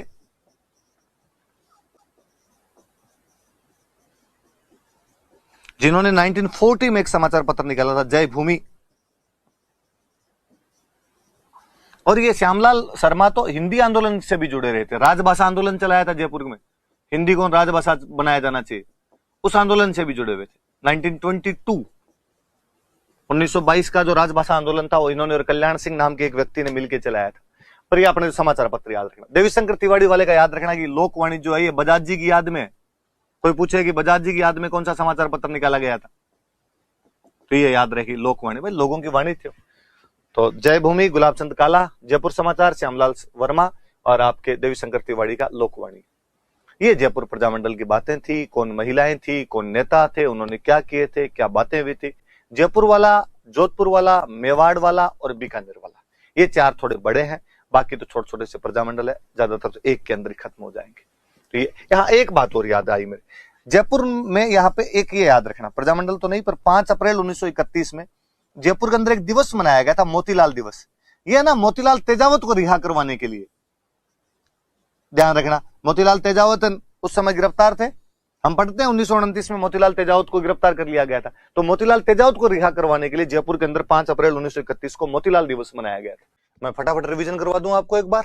तो हम पढ़ रहे थे 1931 में कर्पूर चंद पाटनी ने प्रजामंडल बनाया था, शुरुआत में ढंग से काम किया नहीं, तो 1936 में बजाज जी ने उसका पुनर्गठन किया और चिरंजीलाल मिश्र और आपके दूसरे हीरालाल शास्त्री को इसका मुखिया बना के चले गए थे, उनको अध्यक्ष बना दिया था और उनको मंत्री बना दिया था। पर वास्तव में ये गति 1938 में पकड़ा था, जब जमनालाल बजाज ही इसके अध्यक्ष बने थे। और 8-9 मई 1938 को इसका पहला अधिवेशन बुलाया गया जयपुर के अंदर, नथमल के कटले के अंदर अधिवेशन हुआ था। 10 मई को कस्तूरबा गांधी महिलाओं की एक सभा को संबोधित करते हैं। इसी सम्मेलन में आपके शास्त्री जी के कहने पर शेखावटी किसान सभा प्रजामंडल में अपना विलय कर देती है। अब सरदार हरलाल सिंह, नेतराम सिंह, ताड़केश्वर प्रसाद शर्मा, लादूराम जोशी जो कि आगे चलकर वापस प्रजामंडल के अध्यक्ष बने थे, इत्यादि कई लोग प्रजामंडल के साथ में और जुड़े, नए नए लोग देखने को मिले यहाँ पर। उसके बाद 1939 में प्रजामंडल पर रोक लगा दी जाती है। प्रजामंडल पर रोक लगा दी गई तो प्रजामंडल वालों ने सत्याग्रह आंदोलन शुरू किया था यहाँ से, फिर वो रोक तो हटा ली गई, बजाज जी को गिरफ्तार भी किया गया था पर तो रोक हटा ली जाती। 1942 में गांधी जी अपना भारत छोड़ो आंदोलन शुरू करते हैं। हीरालाल शास्त्री प्रजामंडल के अध्यक्ष हुआ करते थे, वो तय नहीं कर पा रहे थे कि अपने को भाग लेना है या नहीं लेना है, तो प्रजामंडल से एक गुट अलग हो गया, आजाद मोर्चा, और उसने भारत छोड़ो आंदोलन में भाग लेना शुरू कर दिया। उसमें थे बाबा हरिश्चंद्र, रामकरण जोशी, दौलतमल भंडारी, गुलाबचंद कासलीवाल, गुलाब जी भाई साहब के घर पे इसका ऑफिस हुआ करता था। उसके बाद में जब प्रजामंडल के कार्यकर्ताओं ने हीरालाल जी पे दबाव दिया तो हीरालाल जी ने मिर्जा इस्माइल को लेटर लिखा। मिर्जा इस्माइल से पूछा भाई क्या करना है। मिर्जा इस्माइल जयपुर के प्रधानमंत्री हुआ करते थे। फाइनली इन दोनों के बीच में एक समझौता हुआ जिसको हम जेंटलमैन एग्रीमेंट कहते हैं 17 सितंबर 1942 में, और उसमें कह दिया गया भाई जयपुर में रेस्पॉन्सिबल गवर्नमेंट स्टेब्लिश की जाएगी, जो जयपुर स्टेट है वो अंग्रेजों की भारत छोड़ो आंदोलन में मदद नहीं करेगा, जो प्रजामंडल है वो ब्रिटिश इंडिया की किसी भी रिबेलियन को शरण दे सकता है, जयपुर रियासत उसको गिरफ्तार भी नहीं करेगी, और कहा गया कि प्रजामंडल है वो शांतिपूर्ण ढंग से कोई भी आंदोलन कर सकता है, और प्रजामंडल ने कह दिया कि हम इस भारत छोड़ो आंदोलन में तो भाग नहीं ही लेंगे। तो याद रखना कि जयपुर प्रजामंडल ने भारत छोड़ो आंदोलन के अंदर भाग नहीं लिया था। नेहरू जी 45 में आए थे, उन्होंने आजाद मोर्चा और प्रजामंडल के बीच समझौता करवा के वापस दोनों को मिला दिए थे। 42 में कहा गया उत्तरदायी शासन की स्थापना के लिए एक समिति बनाए, 43 में उसकी सिफारिशें आई, 45 में उसके चुनाव हुए, प्रतिनिधि सभा में 125 सीटें थी, प्रजामंडल जीता 27, और इधर आपके एक दूसरी कौन सी थी विधानसभा, उसके अंदर सीटें थी 51, प्रजामंडल जीता 3। फिर भी देवी शंकर तिवारी को इसमें मंत्री बनाया गया, जो कि किसी भी रियासत के प्रथम गैर सरकारी मंत्री बनाए गए थे उसके अंदर। उसके बाद में हमने और पढ़ा कि धीरे धीरे और सुधार हुए। बाद में 48 के अंदर कह दिया गया कि नहीं साहब, जो आपके वीटी कृष्णामाचारी है उनको तो इसका दीवान बना दिया गया, और जो हीरालाल शास्त्री थे उनको इसका सचिव बनाया गया। देवीशंकर तिवारी, दौलतमल भंडारी, टीकाराम पालीवाल जो थे इनको सचिव बनाए गए, और अजय रामपुरा का ठाकुर और गिरिजपुर का जो ठाकुर था इनको बना दिया गया। उसके अंदर अन्य सचिव बनाए गए थे, ये भी सचिव बना दिए गए, उसमें वो मुख्य सचिव थे हीरालाल जी। और फिर हम पढ़ रहे थे कि ये मंत्रिमंडल तब तक काम करता रहा जब तक कि वृहत राजस्थान का 30 मार्च 1949 को गठन नहीं हो गया था। कुछ बातें हमने और पढ़ी कि जैसे इसे जमनालाल बजाज जुड़े हुए थे, तो बजाज जी के बारे में हम बात पढ़ रहे थे। काशी का बास का रहने वाले थे, गांधी जी के 5वें बेटे थे, गुलाम नंबर 4 कहा जाता है उनको, कांग्रेस के कोषाध्यक्ष रहे थे लंबे टाइम तक। तो बजाज जी की बातें पढ़ी। बजाज जी की वाइफ थे जानकी देवी बजाज। 1956 के अंदर पद्म विभूषण मिला था किसी भी राजस्थानी को पहला। प्रजामंडल की अध्यक्ष रही थी 1944 के अंदर वो। गौ सेवा संघ की अध्यक्ष रही थी। भूदान आंदोलन के अंदर भाग लिया था। 108 कुएं खुदवाए थे। हीरालाल जी थे। हीरालाल जी ने एक प्रत्यक्ष जीवन शास्त्र नाम की एक लिखी थी बुक, और प्रलय प्रतीक्षा नमो नमो नाम का एक गीत लिखा था। हीरालाल जी ने एक जयपुर हितकारिणी सभा नाम का संगठन बनाया था। जीवन कुटीर 1927 के अंदर बनाया था, जिसमें आपके 1927 वाला बाद में 1935 में वनस्थली विद्यापीठ जो पंचमुखी शिक्षा और गर्ल्स एजुकेशन के लिए जाना जाता है। जमनालाल जी में भी आप चरखा संघ याद रखना, बलवंत सांवला राम देशपांडे के साथ मिलकर 1927 में उन्होंने चरखा संघ भी बनाया था। फिर हीरालाल जी की वाइफ थे रतन शास्त्री, उनको पद्मश्री और पद्म भूषण दोनों मिला हुआ है 55 और 75 के अंदर। वो भी प्रजामंडल के एक सक्रिय सदस्य के रूप में भाग लेती है।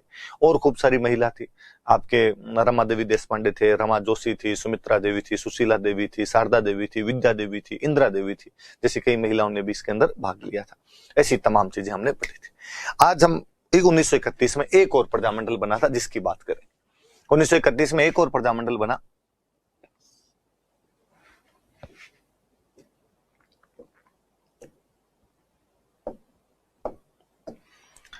ये भी 1931 में बना है। तो दो बातें याद रखने वाली सी है कि 1931 में दो प्रजामंडल बने थे। एक बना था जयपुर प्रजामंडल, एक बना था बूंदी प्रजामंडल। 31 से ही अपने प्रजामंडल शुरू होते हैं। कारण भी है कि राजपूताना देशी राज्य लोक परिषद का पहला जो अधिवेशन हुआ था वो अजमेर में 1931 में रामनारायण चौधरी की अध्यक्षता में हुआ था। उसके बाद ही प्रजामंडल मूवमेंट ने जोर पकड़ा था। इसके संस्थापक याद रखना, 3 नाम याद करने हैं केवल अपने। तो एक थे कांतिलाल, एक थे नित्यानंद, और एक थे ऋषि दत्त मेहता। 3 बंदों के नाम याद रखना। कौन कौन है नाम देख लो एक बार। अब प्रजामंडल में खूब सारे नाम आएंगे, थोड़ा सा ध्यान लगा के याद करना इनको। कांतिलाल, नित्यानंद और ऋषि दत्त मेहता। उनमें भी ऋषि दत्त मेहता का नाम इंपॉर्टेंट है, ज्यादा याद करना है। क्यों इंपॉर्टेंट है ऋषि दत्त मेहता का नाम क्यों याद करना है? एक तो इन ऋषि दत्त मेहता का एक समाचार पत्र है, वो इंपॉर्टेंट है, वो याद रखना है। क्या नाम है समाचार पत्र का? समाचार पत्र का नाम है राजस्थान। 7 दिन में एक बार आता था, इसलिए नाम है राजस्थान वीकली, या आपका जो राजस्थान साप्ताहिक। कहां से निकलता था? ब्यावर से निकलता था। कब निकलना शुरू हुआ? 1923 में निकलना शुरू हुआ। सारी बातें याद रखना भाई। 2013 के प्रीलिम्स का क्वेश्चन था। 1923 ईस्वी में ब्यावर से एक समाचार पत्र प्रकाशित होता था। वह किसके द्वारा प्रकाशित किया जाता था? तो वह ऋषि दत्त मेहता द्वारा प्रकाशित किया जाता था। नाम क्या था? तो राजस्थान वीकली। प्रकाशित ब्यावर से होता था, लेकिन इसमें खबरें हाड़ौती की थी। न्यूज जो थी वो हाड़ौती की प्रकाशित होती थी। स्वाभाविक सी बात, जब हाड़ौती का बंदा छाप रहा है, बूंदी का बंदा छाप रहा है, तो खबरें कहां की होगी? तो हाड़ौती की होगी। पर आपके दिमाग में आएगा कि सर फिर ब्यावर से क्यों छापा? बूंदी से ही छाप लेते। तो भाई बूंदी में राजा का राज था, और राजा के राज में राजा के खिलाफ अखबार में कुछ लिखने की कोशिश करो, राजा ऊपर से चमड़ी झोल ले। गोरे भले थे बापड़े, उनके राज में शांतिपूर्ण ढंग से कुछ भी किया जा सकता था। ब्यावर में अंग्रेजों का राज था, इसलिए अपने तमाम अखबार, ज्यादातर अखबार जो है वो या तो अजमेर से निकले हैं या ब्यावर से निकले, क्योंकि अंग्रेजों के राज में अखबार वगैरह निकालने पे पाबंदियां कम लगा करती थी। इतनी पाबंदियां नहीं होती, वहां पर ऐसी बातें लिखी जा सकती थी। तो ब्यावर से अखबार निकाला था। याद करना भाई, ये कोई पूछ लेगा, सबसे इंपॉर्टेंट चीज यही है आपके कि समाचार पत्र कौन सा है? राजस्थान वीकली। कितने दिनों में आता था? नाम से पता चलता है, 7 दिनों के अंदर आया करता। कहां से निकलता? ब्यावर। कब निकलना शुरू हुआ? 1923। खबरें किसकी छपती थी? हाड़ौती की। छापता कौन था? ऋषि दत्त मेहता। एक ऋषि दत्त मेहता ने संगठन बनाया था। कौन सा संगठन? ज्यादा याद करने की आवश्यकता नहीं, वैसे याद रखना। 1927 में अपने एक संगठन बनाया, अखिल भारतीय देसी राज्य लोक परिषद। 1928 में उसकी एक ब्रांच बनाई थी, राजपुताना देसी राज्य लोक परिषद। इन्होंने राजपुताना की जगह लगा दिया बूंदी, और इन वाला संगठन हो गया बूंदी देसी राज्य लोक परिषद। तो एक अलग से संगठन और बनाया था। अब ये नेता थे जी उस टाइम के, आज जैसे नेता होते हैं वैसे उस टाइम के नेता हुआ करते थे। आज भी तो नेता अलग अलग अपनी पार्टियां बना लेते हैं, तो उस टाइम भी नेता अलग अलग पार्टियां बना लिया करते थे। तो पहले प्रजामंडल में भी शामिल थे, फिर एक पार्टी और बना ली थी, बूंदी देसी राज्य लोक परिषद। बूंदी वाले प्रजामंडल में याद रखने वाली बात इतनी है। कौन कौन थे? कांतिलाल जी, नित्यानंद जी, ऋषिदत्त मेहता। तो दो तो वो नाम याद रखना, नित्य कांति आपके, और एक ऋषिदत्त मेहता याद रखना। इनका जरूरी इसलिए रखना, एक तो अलग पार्टी और बनाई बूंदी देसी राज्य लोक परिषद, और अखबार सबसे ज्यादा काम का है 1923 ब्यावर, राजस्थान वीकली, हड़ौती की न्यूज पब्लिश हुआ करती थी। बस बूंदी प्रजामंडल में इतनी बातें, ज्यादा कोई दिमाग लगाने वाली आवश्यकता नहीं है, अपने इतनी बातें याद कर लोगे तो खूब सारी है। आगे बढ़ते हैं। मारवाड़ प्रजामंडल, तो मारवाड़ प्रजामंडल पढ़ेंगे तो मैं सामान्य 2 फोटो लगे हुए थे, मैं बता दूं कि जब ये प्रजामंडल वगैरह मारवाड़ में चल रहे थे तो यहाँ के जो राजा थे उनका नाम तो था उमेद सिंह।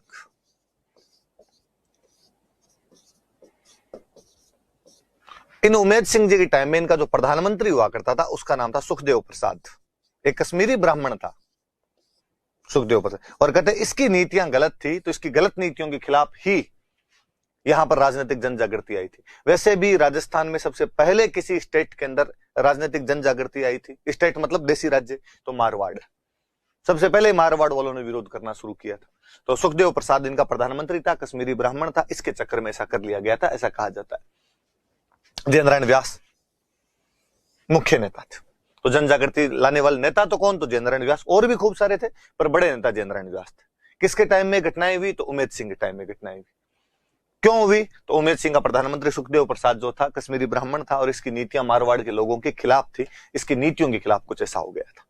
इतना याद रखना है। उमेद सिंह की फोटो आ गई तो 2 बातें मेरे दिमाग में आती है, तो मैं बता दूंगी। एक तो राजस्थान में सबसे पहले उड्डयन सेवा, एयर सर्विस सबसे पहले यदि किसी ने शुरू की थी तो वो ये आदमी था, उमेद सिंह ने शुरू की थी। एक कभी आप जोधपुर घूमने जाओ तो जोधपुर में एक महल है उमेद पैलेस, चित्तर पैलेस भी कहते हैं या उमेद पैलेस कहते हैं। उमेद पैलेस कह दो या चित्तर पैलेस कह दो। उमेद पैलेस इसलिए क्योंकि उमेद सिंह ने बनवाया, चित्तर पैलेस इसलिए क्योंकि चित्तर के पत्थर का बना हुआ, वो जहां से पत्थर लाया गया था उस जगह का नाम चित्तर के पत्थर से बनाया गया, इसलिए चित्तर महल का दो या उमेद महल का दो। कहते हैं मारवाड़ में बहुत भयंकर अकाल पड़ गया था, उस अकाल के टाइम लोगों को रोजगार देने के लिए कंस्ट्रक्शन करवाया गया था, काम के बदले अनाज योजना थी। और मैं चाहूंगा कि इस समय आपके दिमाग में राजसमंद झील आनी चाहिए। जिस प्रकार मेवाड़ महाराणा राज सिंह ने फेमाइन रिलीफ वर्क्स के लिए राजसमंद झील का निर्माण करवाया था, उसी प्रकार मारवाड़ के राजा उमेद सिंह ने अकाल राहत कार्यों के लिए जोधपुर में उमेद पैलेस का निर्माण करवाया था। आज भी जो मारवाड़ की रॉयल फैमिली है वो उस पैलेस के अंदर रहती है। हम कहते हैं कि साहब भारत में सबसे बड़ा कोई पैलेस जिसके अंदर कोई बंदा रह रहा हो वो उमेद पैलेस ही है। इससे बड़ा कोई लिविंग पैलेस भारत के अंदर नहीं है जितना बड़ा कौन सा है? उमेद पैलेस। साधारण सी इस बहाने ये बात याद हो गई। वैसे जब मैं किले महल छतरियां पढ़ाऊंगा तब मैं और बता दूंगा, इतनी बातें याद रख लेना। सुखदेव प्रसाद का नाम थोड़ा याद रखना। कई बार सिंपल प्रीलिम्स में क्वेश्चन आ जाता है कि सुखदेव प्रसाद कहां का प्रधानमंत्री था वगैरह, ऐसी है तो मारवाड़ का था, इतना याद रखना। अब हम पढ़ते हैं कि सबसे पहले मारवाड़ के अंदर राजनीतिक जागृति शुरू हुई थी, तो वहां पे संगठन बहुत जल्दी बनने शुरू हुए थे, और वहां पर शुरुआत के अंदर एक संगठन बना था मारवाड़ सेवा संघ। याद रखना भाई, तमाम चीजें याद रखना। किसने बनाया? मैंने अभी बताया। राजनीतिक जन जागृति लाने वाले बंदे ही कौन है? तो जयनारायण व्यास है। तो ये संगठन किसके द्वारा बनाया गया? जयनारायण व्यास के द्वारा बनाया गया। जयनारायण जी ने अध्यक्ष तो बना दिया दुर्गा शंकर जी को, और इसका मंत्री बनाया था प्रयागराज भंडारी को। प्रयागराज भंडारी का नाम याद रखना है, क्योंकि यह ना थोड़े लेस नोन नेम है, कम परिचित नाम है, अपने इतने नाम सुने हुए नहीं होते। और मुझे याद है आरपीसी ने किसी एग्जाम में तो सिंपल सा यही क्वेश्चन पूछ लिया था, इनमें से एक कौन सा नेता मारवाड़ प्रजामंडल के साथ में नहीं जुड़ा हुआ था? ऑप्शन सुनना, जयनारायण व्यास, चांदमल सुराणा, प्रयागराज भंडारी, देवी शंकर तिवाड़ी। आप कहोगे सर हमारे तो ज्यादातर ही नाम नहीं सुने हुए, हमारे तो चांदमल सुराणा भी नहीं सुना हुआ, हमारे तो प्रयागराज भंडारी भी नहीं सुना हुआ, जयनारायण व्यास भी आपने तो सर आज ही बताया। पर यदि आपको याद हो तो कल मैं आपको देवी शंकर तिवाड़ी के बारे में खूब सारी बातें बता रहा था।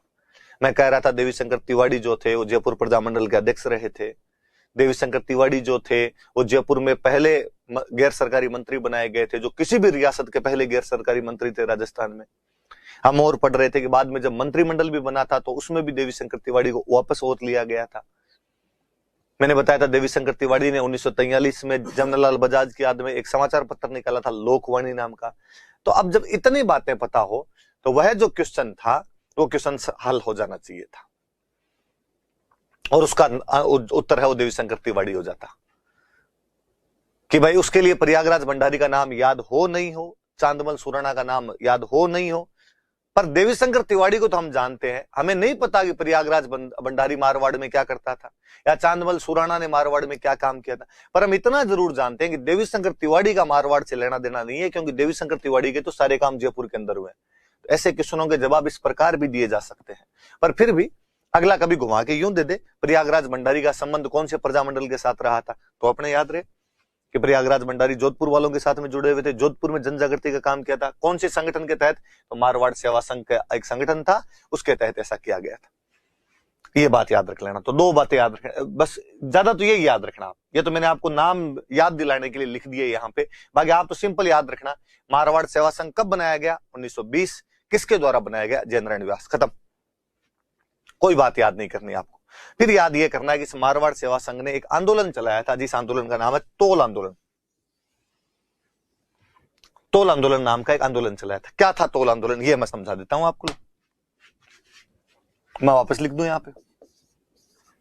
मारवाड़ सेवा संघ द्वारा आंदोलन चलाया गया।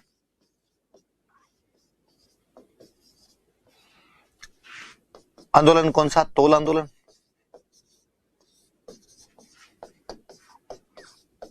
तोल मूवमेंट 1921 में 1921 ईस्वी के अंदर यह आंदोलन चलाया गया। क्या था इस आंदोलन के अंदर, सुनना देखो।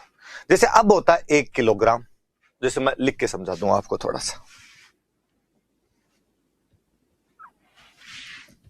कि अब 1 किलोग्राम होता है, 1 किलोग्राम में कितने ग्राम होते हैं, तो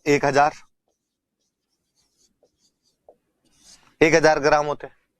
मान लो भारत सरकार आज घोषणा कर दे कि आज के बाद 1 किलो में 1000 ग्राम नहीं मानेंगे, हम तो 800 ग्राम मानेंगे, माने जा सकते हैं। 800 ग्राम का 1 किलो मानो भाई, 1000 ग्राम का किलो नहीं मानो। जो आदमी नोट बदल सकता है वो वाट भी तो बदल ही सकता है। ऐसी कैसी घोषणा एक उस टाइम हुई थी। पहले किलो नहीं हुआ करते थे, पहले अपने हुआ करते थे शेर, और एक शेर में 100 तोड़े हुआ करते थे।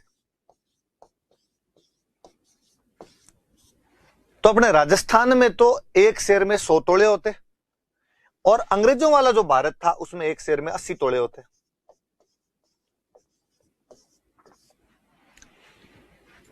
तो यहां मारवाड़ की सरकार में एक मंत्री हुआ करते थे, श्याम बिहारी,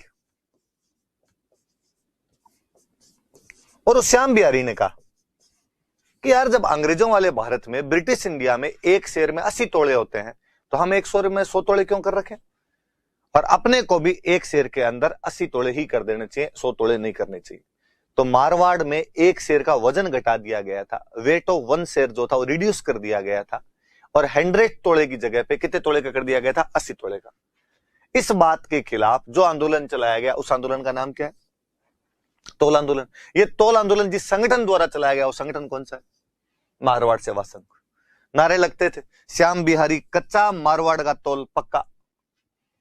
श्याम बिहारी कच्चा आदमी है तुम्हारे, जो कह रहा है कि साहब 100 तोड़े की जगह 80 तोड़े कर दिए जाए। मारवाड़ का तोल पक्का है, हमारे तो एक शेर में 100 तोड़े रहने चाहिए, तो 100 तोड़े रहने चाहिए। फाइनली सरकार को बैकफुट पे आना पड़ा, सरकार को जनता की मांगे माननी पड़ी, और सरकार ने कहा नहीं भाई, हम ऐसा कोई भी चेंज करने नहीं जा रहे हैं, हम तो एक शेर में कितने तोड़े रख लेंगे, 100 तोड़े ही रख लेंगे। प्री में पूछ सकता है कोई, क्या पूछा जा सकता है प्री में, तो तोल आंदोलन कौन सी रियासत में चलाया गया, मारवाड़।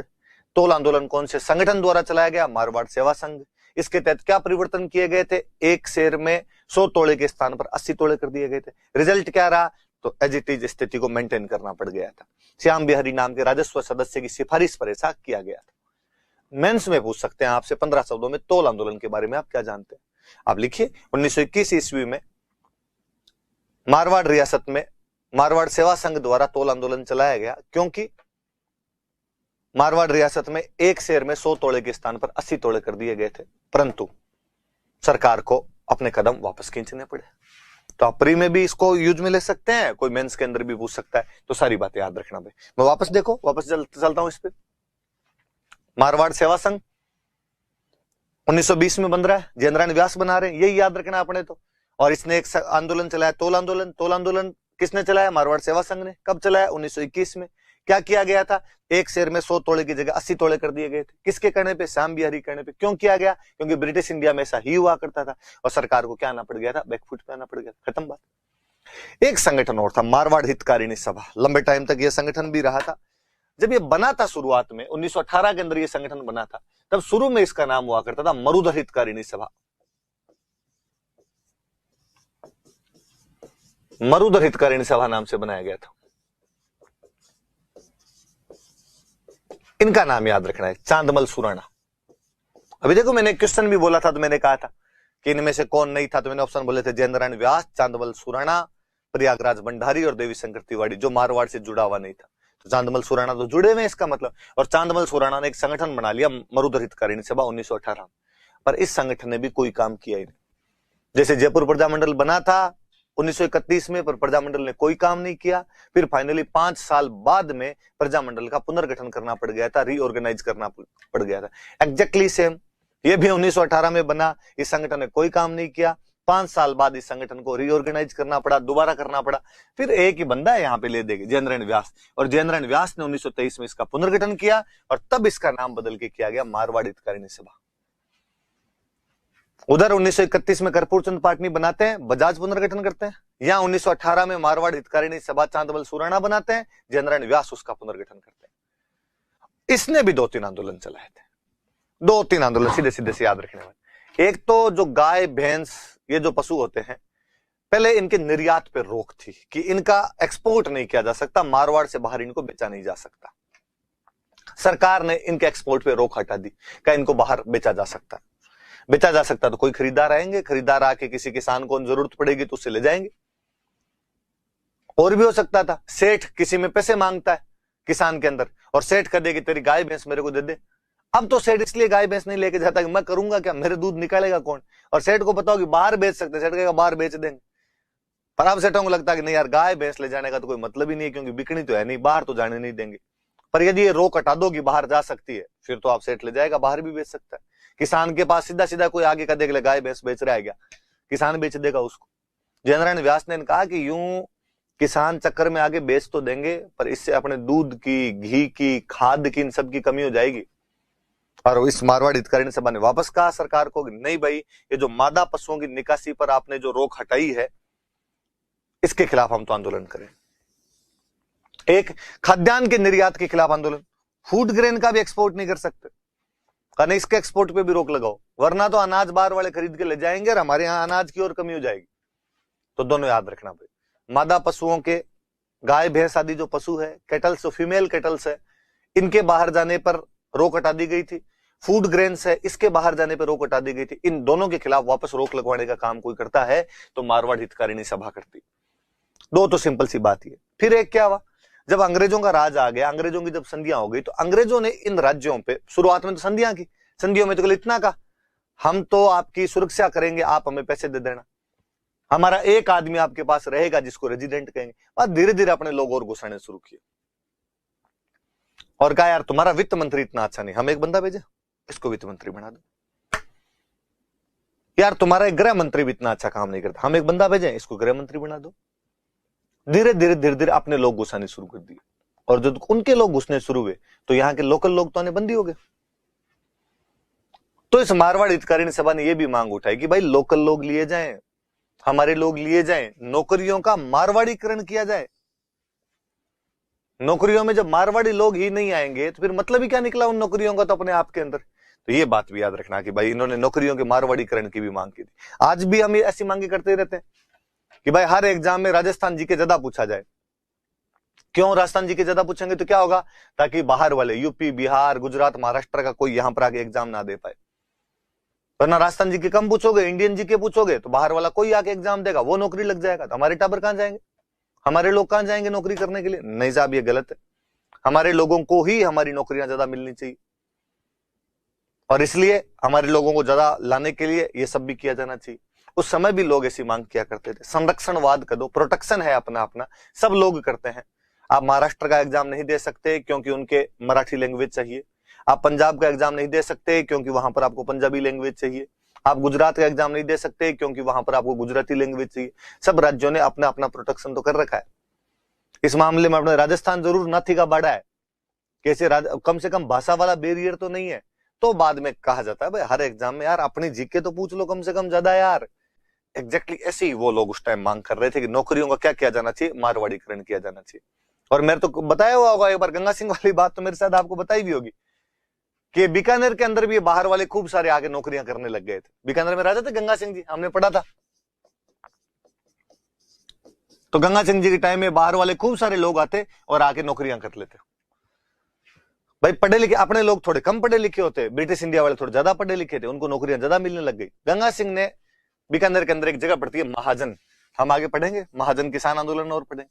महाजन का जो सामंत था उसको कहा कि यार तू एक काम कर, ये बाहर से जो भी आए ना इनको यार स्क्रूटनी कर, इनको बाहर निकाल, बाहर वाले यहां पे जॉब नहीं करने चाहिए, यहां की जॉब तो यार अपने बच्चों को मिले, अपने लोगों को मिले। अब उस टाइम कोई आरपीएससी तो होती नहीं थी कि एग्जाम ले लो। और उस महाजन के सामंत ने कहा क्या तरीका निकाला जाए कि बाहर वालों को बाहर कर दिया जाए, यहां वालों को नौकरी दी जाए। बहुत सिंपल सा, वो चेयर पे बैठा रहता, कोई बंदा उसके पास आता कि नौकरी चाहिए, तो उसको कहता कि मैं तेरे को 2 वर्ड दूंगा, ये बोल के यदि दिखा देगा तब तो तेरे को नौकरी मिल जाएगी, वरना तेरे को नौकरी नहीं मिलेगी। तो कहता हाँ सिंपल सी बात है, कोई 2 वर्ड लिख दो, मैं तो अभी बोल दूंगा इनको। फिर वो लिखता,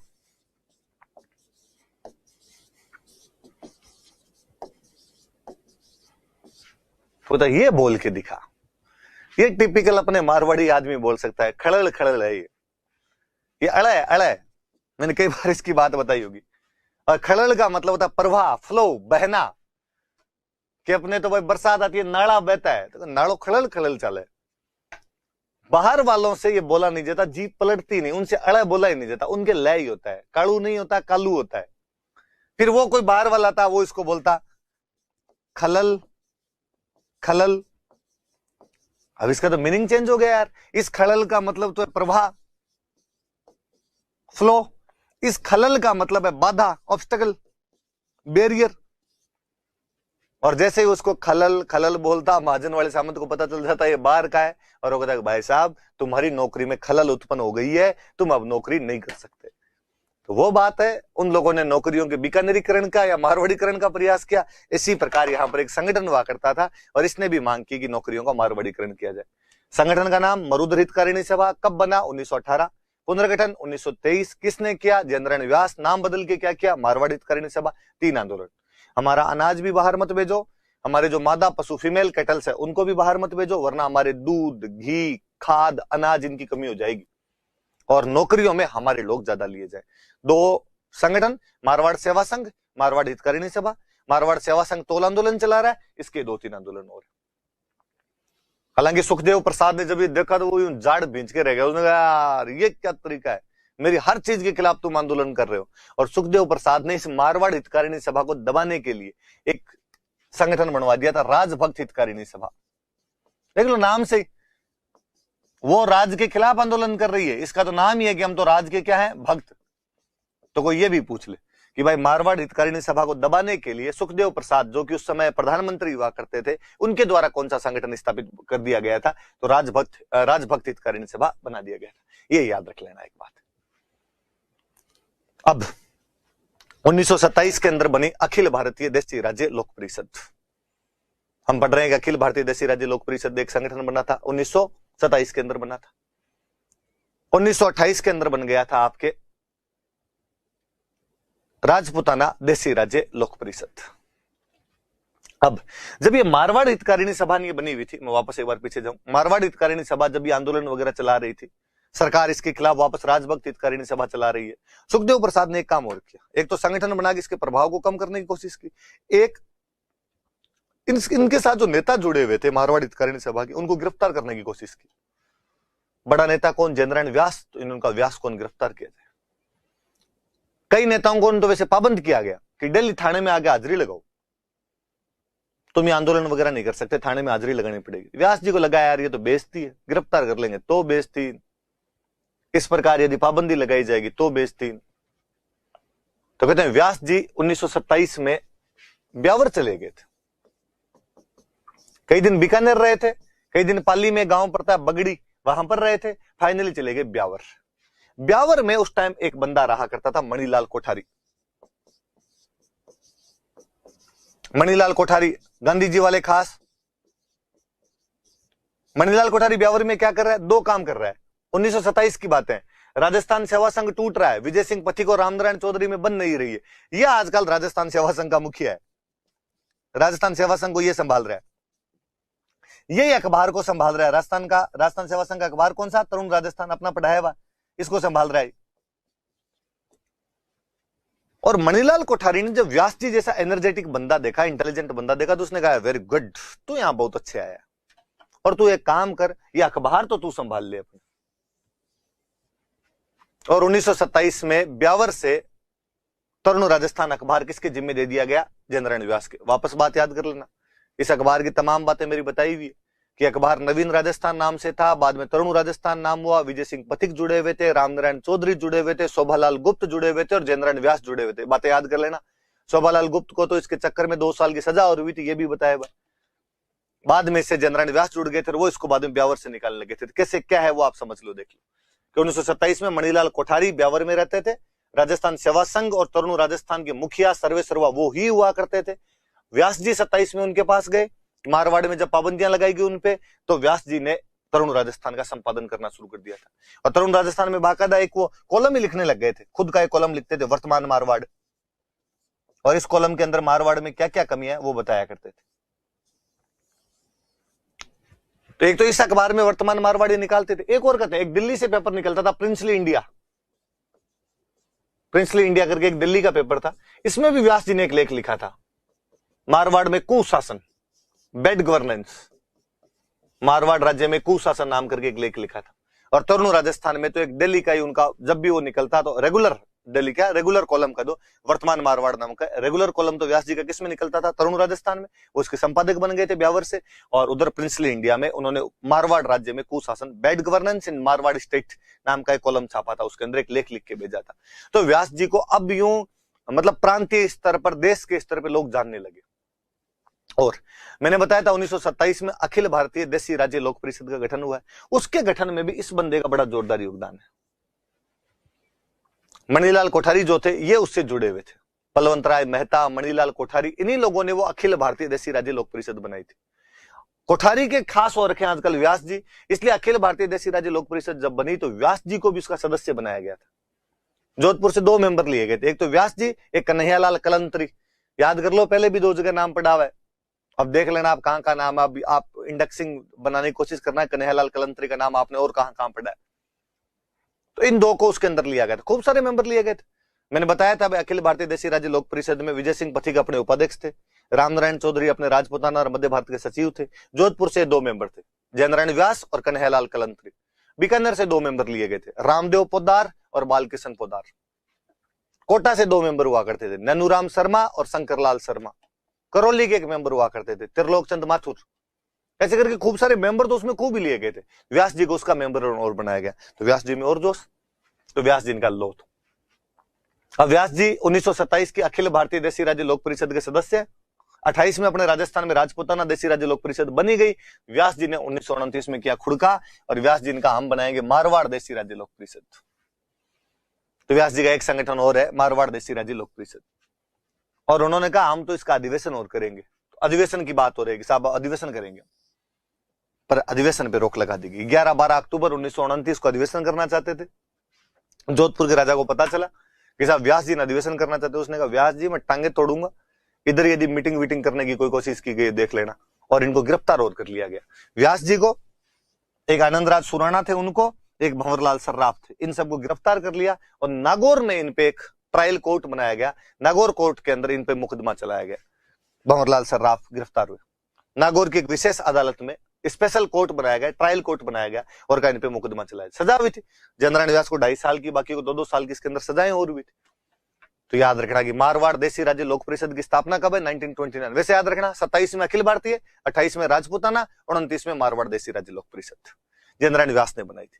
व्यास जी, सुराणा और सर्राफ, सर्राफ का नाम याद रखना, आगे भंवरलाल सर्राफ आगे और काम आएगा आपने। इन तीनों को गिरफ्तार करके नागौर की एक विशेष अदालत में इन पे मुकदमा चलाया गया। अब वो अपना पुराने वाला एक संगठन जो है, भाई इस पे तो रोक लगा दी, इस पे तो काम नहीं करने दे रहे आप। पुराने वाला संगठन कौन सा? मारवाड़ हितकारिणी सभा जो है। मारवाड़ हितकारिणी सभा ने ऐसे कैसे? और मारवाड़ हितकारिणी सभा ने इनके मुकदमे पे बाकायदा एक पंपलेट छापा था, जिस पंपलेट का नाम था मारवाड़ के सपूतों का बलिदान, नागौर मुकदमे का फैसला। पूरा नाम ये है इसका, मारवाड़ के सपूतों का बलिदान डेस, आगे नागौर मुकदमे का फैसला। किसने छापा था? तो मारवाड़ हितकारिणी सभा। अब कोई ये पूछ ले कि भाई मारवाड़ हितकारिणी सभा द्वारा मारवाड़ के सपूतों का बलिदान, नागौर मुकदमे का फैसला नाम से एक पंपलेट पब्लिश किया गया था, इसके अंदर कौन कौन बंदे इस केस के अंदर सम्मिलित थे? तो जयनारायण व्यास थे, आनंदराज सुराणा थे और भंवरलाल सर्राफ थे। ये थोड़ा सा याद रख लेना। तो 1929 में तो राजा ने वहां पे सम्मेलन नहीं करने दिया। अब 1930 में इधर गांधी जी एक आंदोलन शुरू कर देते हैं अपने, सविनय अवज्ञा आंदोलन। मॉडर्न इंडिया पढ़ेंगे तब और पढ़ेंगे। सिविल डिसोबीडियंस मूवमेंट नाम करके गांधी जी ने एक आंदोलन शुरू कर दिया 1930 के अंदर। दांडी मार्च आप सुनते हो, 12 मार्च 1930 से गांधी जी ने दांडी की यात्रा शुरू की, उस दिन से वो आंदोलन शुरू हो जाता है। एक साल तक आंदोलन पीक पे रहा, भयंकर भयंकर वाला। 90,000 लोग सड़कों पे थे, आंदोलन के अंदर थे। उस समय 90,000 बहुत बड़ी बात थी। फाइनली अंग्रेजी सरकार घबराई और 5 मार्च 1931 को अंग्रेजों का governor general Irwin Gandhi ji को बराबर बिठा के समझौता करता है। कोई पहला समझौता है जिसमें अंग्रेजों ने भारत के किसी नेता को बराबर बिठाया, तो वो भी गवर्नर जनरल। और गांधी जी को कहा, गांधी जी आप ये सविनय अवज्ञा आंदोलन, सिविल डिसोबीडियंस मूवमेंट वापस ले लो। हम वहां और पढ़ेंगे कि अंग्रेजों ने कहा कि आप ये तो ले लो वापस, और लंदन में सेकंड राउंड टेबल कॉन्फ्रेंस होने वाली है और दूसरा गोल मेज सम्मेलन होने वाला है, और उसके अंदर भाग ले लो। आप उसमें जाओ और उसके अंदर जाके अपनी मांगे रख दो। तो गांधी जी ने सविनय अवज्ञा आंदोलन वापस ले लिया था और सेकंड गोलमेज सम्मेलन में भाग लेने के लिए, सेकंड राउंड टेबल कॉन्फ्रेंस में भाग लेने के लिए गांधी जी लंदन चले गए थे। और इसकी बातें मॉडर्न इंडिया पढ़ेंगे तब पढ़ेंगे। पर उस समझौते में एक बात और थी कि जितने भी राजनीतिक कैदी है उनको रिहा कर दिया जाए। आंदोलन के दौरान जो भी लोग गिरफ्तार किए गए हैं, पॉलिटिकल प्रिजनर्स जिन्होंने हिंसा नहीं की हो, याद रखना इस बात, वे कैदी जिन्होंने कोई हिंसा नहीं की, नॉन वायलेंट आंदोलन के अंदर शामिल थे और गिरफ्तार कर लिए गए थे, उनको रिहा किया जाए। तो अंग्रेजों की भारत सरकार ने वो सारे के सारे कैदी रिहा कर दिए थे। तो अपने यहां जोधपुर के राजा ने भी जो कैदी थे वो रिहा कर दिए थे। तो ये व्यास जी, सुराणा, सर्राफन सारे बाहर आ गए। बाहर आते इन जोश इनके अंदर, इनका अब करेंगे सम्मेलन, सम्मेलन तो करना है। पर वही बात, जोधपुर में तो सम्मेलन कर नहीं पाओ, मारवाड़ के अंदर तो सम्मेलन कर नहीं पाओ। मारवाड़ में सम्मेलन करो तो राजा वापस पकड़ के अंदर डाल दे आप। तो दिमाग लगा कि राजस्थान में से कौन सी जगह है जहां पे सम्मेलन किया जा सकता, राजा नहीं कहे। एक ही जगह थे, अजमेर। गोरे भले आदमी बापड़े, सम्मेलन के लिए, अखबारों के लिए, शांतिपूर्ण आंदोलन के लिए कोई मना नहीं, जो तुम्हारे जी में है वो कर लो। शांतिपूर्ण ढंग से तो गालियां निकालो, बोले हिंसा नहीं करनी। तो इन्होंने कहा अपने तो अजमेर में मीटिंग कर लेते हैं। व्यास जी ने और दिमाग लगाया कि यार लोगों को कहेंगे ना अजमेर चलो, तो लोग कहेंगे यार जोधपुर से अजमेर क्यों जाएं, अपने एक काम करते हैं, पुष्कर में करते हैं अधिवेशन। लोगों को कहेंगे ना पुष्कर चलो, तो पुष्कर वाला थोड़ा लोगों में रहता है, नहाने और नहीं तो बर्मा जी के दर्शन ही करके आएंगे। पुष्कर तीर्थ स्थान है, तीर्थराज है, कोंकण तीर्थ है, वो तीर्थों का मामा है। व्यास जी ने लगाया दिमाग और व्यास जी ने कहा कि मारवाड़ देसी राज्य लोक परिषद जो है, Marwar princely state people's conference जो हमारी पार्टी है, इसका पहला अधिवेशन हम तो पुष्कर के अंदर बुलाएंगे। तो इसका पहला अधिवेशन कहां पर हुआ था? पुष्कर में। ये याद रखना, फर्स्ट सेशन पुष्कर में हुआ 24-25 नवंबर 1931 को पुष्कर के अंदर सम्मेलन बुलाया गया था। याद रख लेना भाई, ये लिखा हुआ है पुष्कर। अब जब अजमेर में अधिवेशन होगा, अजमेर के पुष्कर शहर में अधिवेशन होगा, तो अजमेर वालों का अध्यक्ष हम बने भाई साहब। और मैंने बताया था अजमेर के आर्य समाज के कार्यकर्ता हुआ करते थे, अखिल भारत उससे राजपूताना मध्य भारत सभा से उनसे भी जुड़े हुए थे, चांदकरण शारदा। मैंने बताया था इनके एक भाई और होते थे, हरविलास शारदा, जिनके नाम पर अपने बाल विवाह रोकने के लिए कानून बनाया हुआ है, शारदा एक्ट। वो चांदकरण शारदा इसके अध्यक्ष थे। देखो बात, अधिवेशन किसका? मारवाड़ देसी राज्य लोक परिषद का। हो कहां पे रहा है? पुष्कर के अंदर। कब हो रहा है? 1931। अध्यक्ष कौन बन रहे हैं? चांदकिरण शारदा। पार्टी किसकी है? जय नारायण व्यास की। पर अब अजमेर में अधिवेशन हो रहा है, अजमेर का पुष्कर शहर, याद रखना, अजमेर नहीं, अजमेर के पुष्कर शहर में। चांदकिरण शारदा अध्यक्ष है और जय नारायण व्यास अब बड़े नेता बने हुए थे, कुछ बड़े बड़े लोगों को बुलाया। बड़े बड़े लोग कौन? एक तो मणिलाल कोठारी, व्यास जी के अब दोस्त हो ही रखे। व्यास जी ने कहा मणिलाल जी आप तो, और अखिल भारतीय देशी राज्य लोक परिषद के संस्थापक सदस्यों में से एक थे, तो मणिलाल जी। गांधी जी का, गांधी जी आप आओ। गांधी जी ने कहा मेरे पास तो टाइम है नहीं। गांधी जी फिर अपने धर्मपत्नी को आगे कर देते, इसको ले जाओ, ये चली जाएगी। तो जयपुर वाले में भी वो आई थी और इधर भी डोकरी को भेज दिया बापड़ी को। कस्तूरबा गांधी इधर है। एक गांधी जी की खास दोस्त हुआ करते थे, काका कालेरकर। कहा लो मेरे फ्रेंड को ले जाओ, खुद की लुगाई, खुद का फ्रेंड, खुद का पीए। मणिलाल कोठारी पीए के भूमिका निभाया करते थे। इनको कईयों को भेज दिया कि जाओ यार तुम और देख क्या हो मैटर वहां का, क्या क्या चल रहा है। तो कौन कौन आए थे? कस्तूरबा गांधी आए थे, काका कालेरकर। काका कालेरकर का नाम याद रखना, भारत के फर्स्ट ओबीसी कमीशन, पहले अन्य पिछड़ा वर्ग आयोग के कोई अध्यक्ष थे तो काका कालेरकर थे। ये बात भी याद रखना आप। तो काका कालेरकर बाद में आजाद भारत के अंदर एक बड़े नेता हुए अपने, इन्होंने भाग लिया। 22 प्रस्ताव पारित किए गए थे।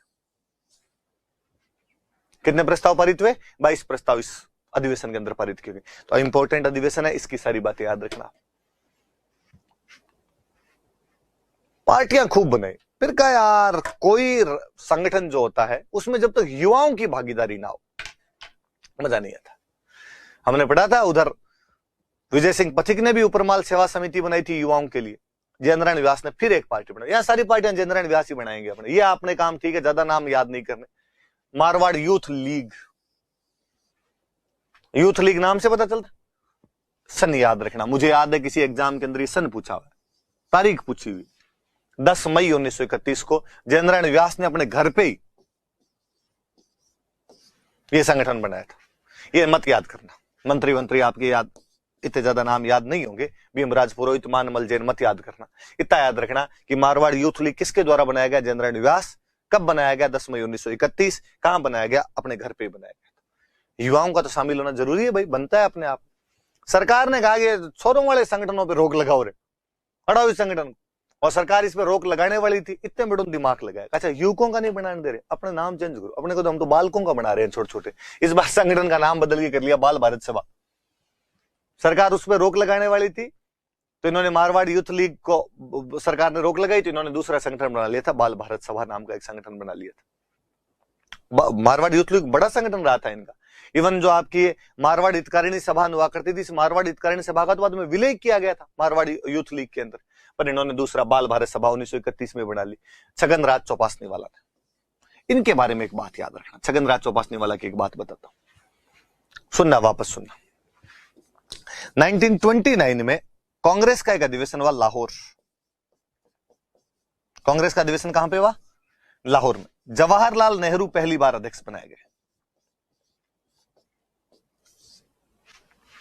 और 1929 के इस लाहौर अधिवेशन में रावी नदी के तट पर लास्ट दिनों में 29, 30, 31 दिसंबर को अधिवेशन चला करते थे।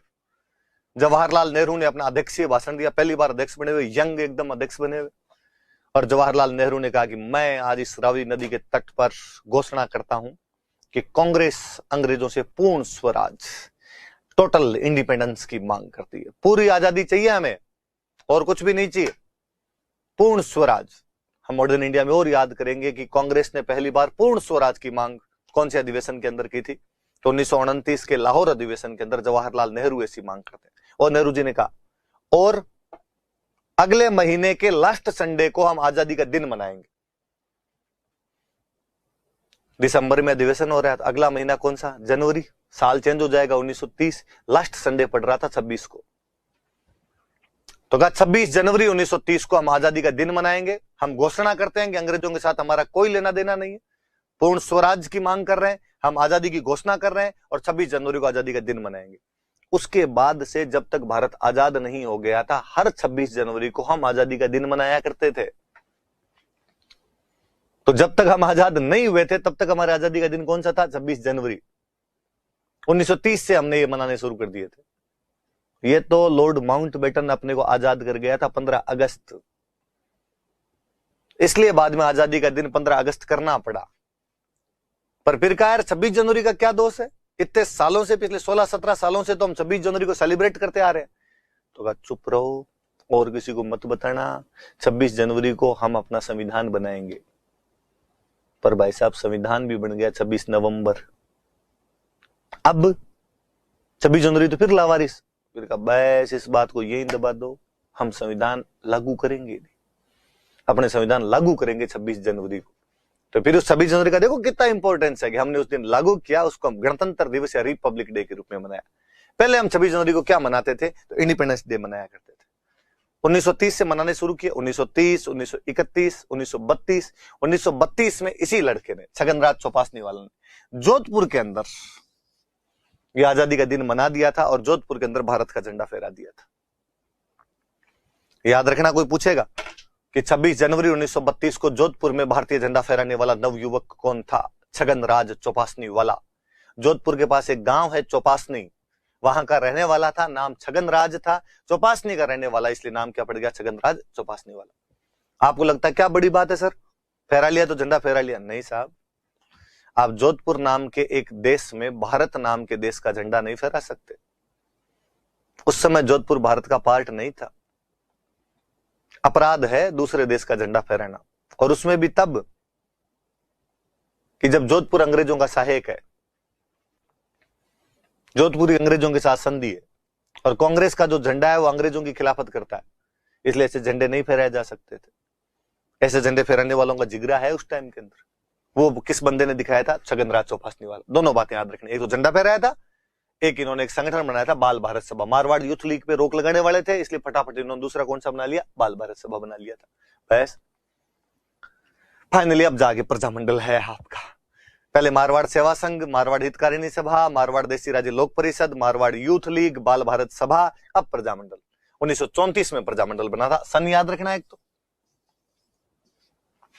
प्रजामंडल के अध्यक्ष भंवरलाल सर्राफ थे। मैंने जो बताया उस नागौर वाले मुकदमे में आनंद राज सुराणा, भंवरलाल सर्राफ और आपके जयनारायण व्यास थे। इनका नाम याद रखना। भंवरलाल सर्राफ अध्यक्ष थे, तो मुख्य नेता, बाकी सभी जुड़े हुए हैं, व्यास जी भी जुड़े हुए थे, पर इनका नाम थोड़ा विशेष तौर पर याद कर लेना। सर्राफ का नाम पूछ सकता है क्योंकि इनको अध्यक्ष वगैरह बनाया गया था इसका, ये याद रखना। किस लिए बनाया गया? प्रजामंडलों की एक ही मांग थी, उत्तरदायी शासन स्थापित करो, रेस्पॉन्सिबल गवर्नमेंट, और मूल अधिकार दिए जाए, प्रोटेक्शन किया जाए। किसी भी आदमी को यूं क्यों गिरफ्तार कर लिया जाए, राजा की जब मन में गिरफ्तार कर ले, तो नहीं साहब ये सब नहीं होनी चाहिए, तो मूल अधिकार दे दो हमें और उत्तरदायी शासन की स्थापना करो। सारे प्रजामंडलों की एक ही मांग थी, इसकी भी यही मांग। आगे पढ़ लेते। फिर एक दो को छोटी छोटी पार्टियां और, नाम याद हो तो भली बात, नहीं याद हो तो भली बात। एक नेता थे रणछोड़ दास गट्टाणी,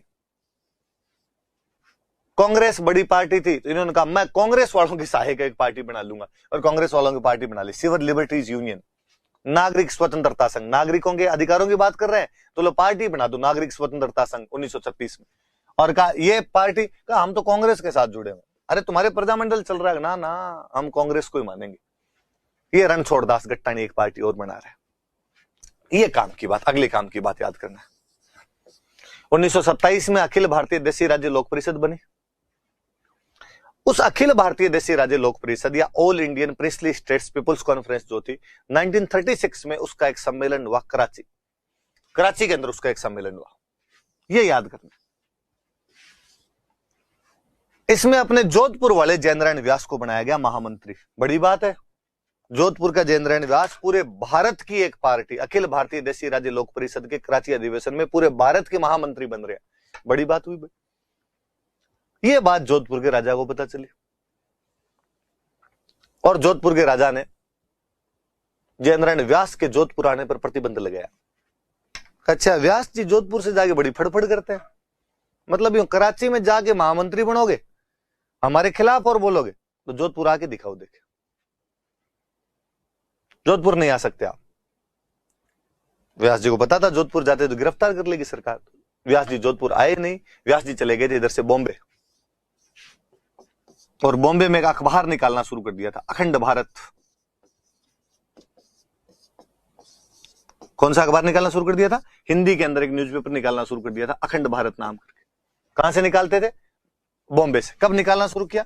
1936 के अंदर वहां से अखबार निकालना शुरू कर दिया। पर हालत खराब हो गई, न अखबार से पार पड़े, घर आने नहीं दे रहे। बड़ी मजेदार बात बताऊं आपको, व्यास जी ने बॉलीवुड में ट्राई करने का प्रयास किया। व्यास जी बहुत अच्छे डांसर थे, बहुत अच्छा डांस किया करते थे। व्यास जी को लगा यार एक चांस इधर रूपहाले पर्दे पर 17 mm के पर्दे पर 70 mm के पर्दे पर मिल जाए, यदि इधर कैरियर बना ले थोड़ा ठीक रहे। पर भाई फिल्मों में भी ऐसे काम तो कैसे मिल सकता है जल्दी से, उधर फिल्मों में भी काम नहीं मिले। अब सुनना बात बड़ी जोरदार से, यह बात बीकानेर के एक राजा को पता चली, गंगा सिंह। गंगा सिंह पढ़ा है हमने, गंगा सिंह को पता चली कि यार अपने जोधपुर वाले नेता है व्यास जी, बॉम्बे रहते हैं, हालत खराब है और ये फिल्मों विल्मों में काम करने के लिए हाथ पैर मार रहे हैं।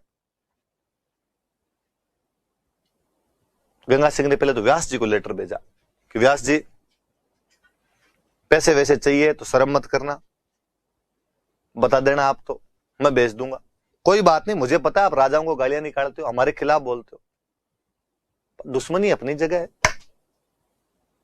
राजनीतिक मतभेद पॉलिटिकल कॉन्ट्राडिक्शंस अपनी जगह है, मानवता नाम की भी चीज होती है, ह्यूमनिटी नाम की भी चीज होती है। व्यास जी ने कहा साहब आपने कहा वही बहुत बड़ी बात है, पैसे टक्के की तो जरूरत नहीं, मेरे दिक्कत तो यह है कि जोधपुर जाने नहीं दे रहे हैं, कोई घर ही नहीं जाने दे रहे हैं। गंगा सिंह का व्यास जी वो फिल्मों विल्मों में तो मत ही काम करना यार, और आपके जोधपुर वाली मैं बात करता हूं। उस समय जोधपुर के प्रधानमंत्री हुआ करते थे डोनाल्ड फील्ड,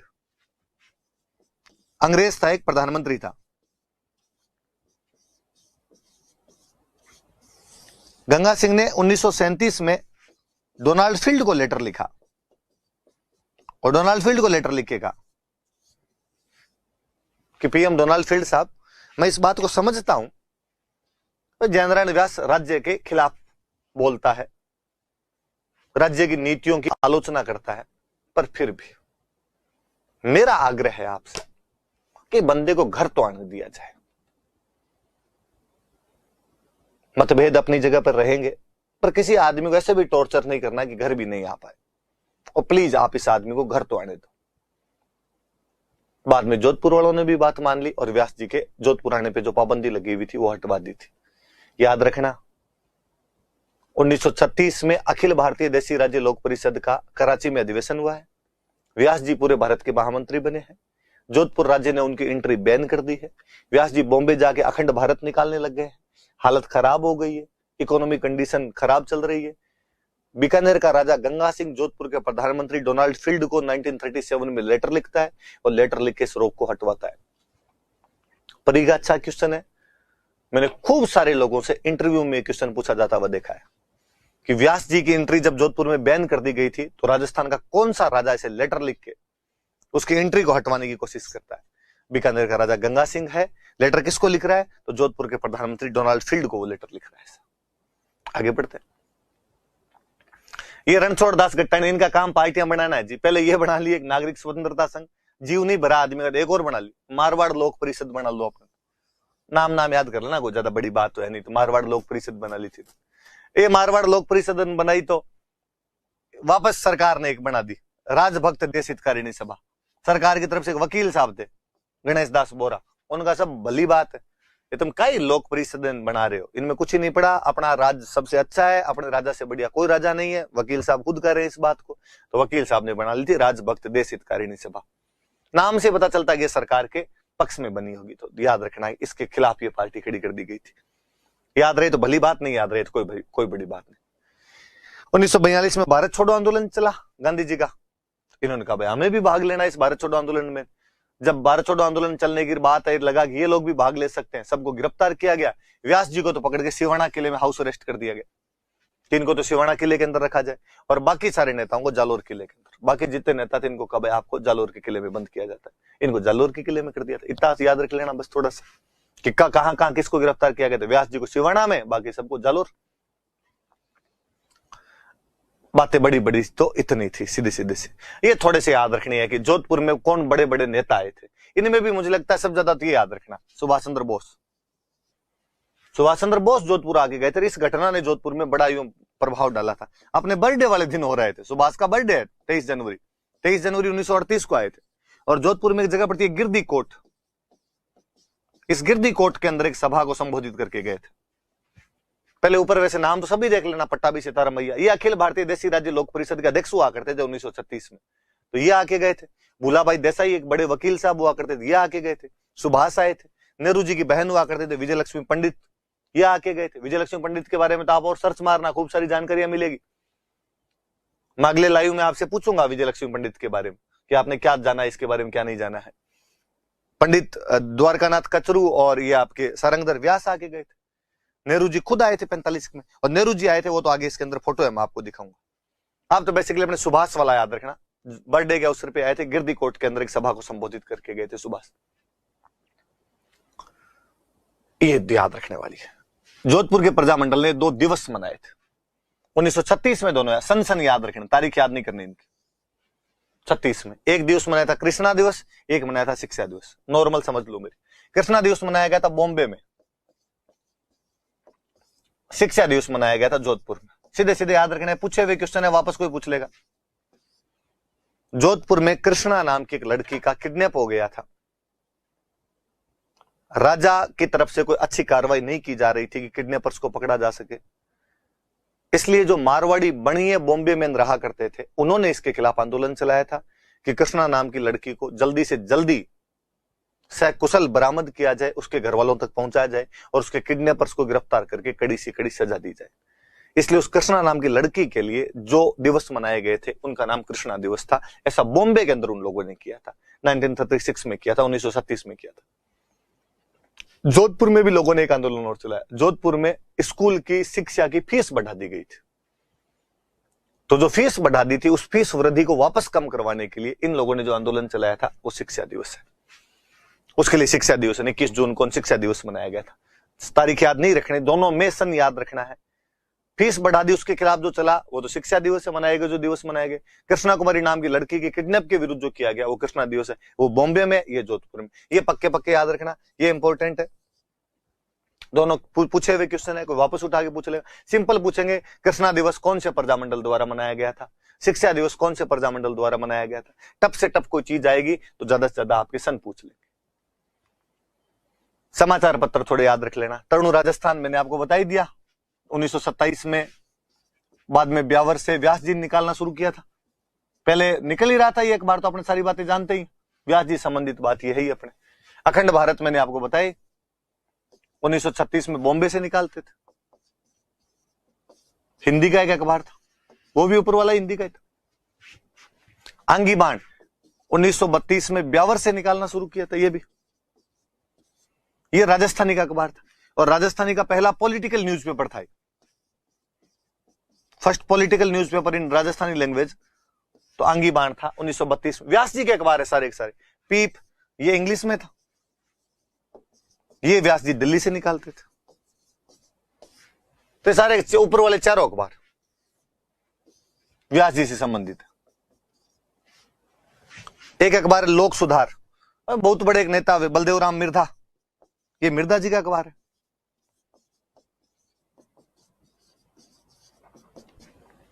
एक अखबार है प्रजा सेवक, ये अचलेश्वर प्रसाद शर्मा नाम के एक हुए, उनका अखबार है। राइटर के नाम याद रख लेना, अचलेश्वर प्रसाद शर्मा। एक अखबार है रियासती, इस अखबार का जो संपादक है वो सोमनेश जोशी है, ये थोड़ा याद करने वाला है। 1945 में निकलना शुरू हुआ था। हम आगे पढ़ेंगे कि जोधपुर में एक राजा हुए थे हणवंत सिंह। मैं जब एकीकरण पढ़ाऊंगा तब बात बताऊंगा आपको, कैसी खबरें थी कि हणवंत सिंह जिन्ना से बातचीत कर रहे हैं और पाकिस्तान में मिलना चाहते हैं। ये खबर सबसे पहले किसी अखबार ने पब्लिश की थी तो रियासती था। कोई पूछेगी जोधपुर के पाकिस्तान में मिलने का जो स्कूप था, जो ये षड्यंत्र रचा जा रहा था, कॉन्स्पिरेंसी थी, इसके बारे में कौन से अखबार ने सबसे पहले पब्लिश किया था, तो रियासती। कौन निकालता था? सोमनेश जोशी। 4 व्यास जी वाले, तरुण राजस्थान, आंगी बाण, अखंड भारत, पीप, मिर्धा जी वाला अपने लोक सुधार, अचलेश्वर प्रसाद शर्मा वाला अखबार अपने प्रजा सेवक, और रियासती आपकी किसका था? सोमनेश जोशी का। महिलाओं के नाम याद करने हैं भाई, गोरजा देवी व्यास, रमा देवी व्यास, महिमा देवी किंकर, सावित्री देवी भट्ट, इनका याद रखना। मुझे याद है 2013 में क्वेश्चन मैच द फॉलोइंग था, उसमें सावित्री देवी भाटी का पूछ रखा था कि मिलाइए, किससे मिला हो गया? कृष्णा कुमारी, दयावती, और थी खूब भी महिलाएं थी। सिरे कंवर व्यास, राज कंवर व्यास, कई सारे, राजकौर था, राजकौर व्यास नाम था, कई सारी महिलाएं थी। एक क्रांतिकारी संगठन भी बना था, मारवाड़ क्रांति संघ, लालचंद जी जैन थे, रंगून में रहा करते थे, सुनार की दुकान पे काम करते थे रंगून में। रंगून वही बर्मावाड़ा, पिया गए रंगून। सेकंड वर्ल्ड वॉर में अंग्रेजों का राज हुआ करता था रंगून पे। सेकंड वर्ल्ड वॉर में जापान कब्जा कर लेता है, जापान कब्जा कर लेता है तो लालचंद जी अपने वापस आ गए थे और अपने मारवाड़ में एक संगठन बना लिया था, मारवाड़ क्रांति संघ। भारत छोड़ो आंदोलन के अंदर जो 8 पॉइंट प्रोग्राम था उसके भी कार्यकर्ता रहे हुए थे और यहाँ पे इन्होंने छोटे मोटे बम धमाके वगैरह करने की संगठन ने कोशिशें की थी। बुक से थोड़ी, मारवाड़ की अवस्था, पोपाबाई की पोल और मार्च से संघर्ष क्यों, ये तीनों तो आपके व्यास जी के।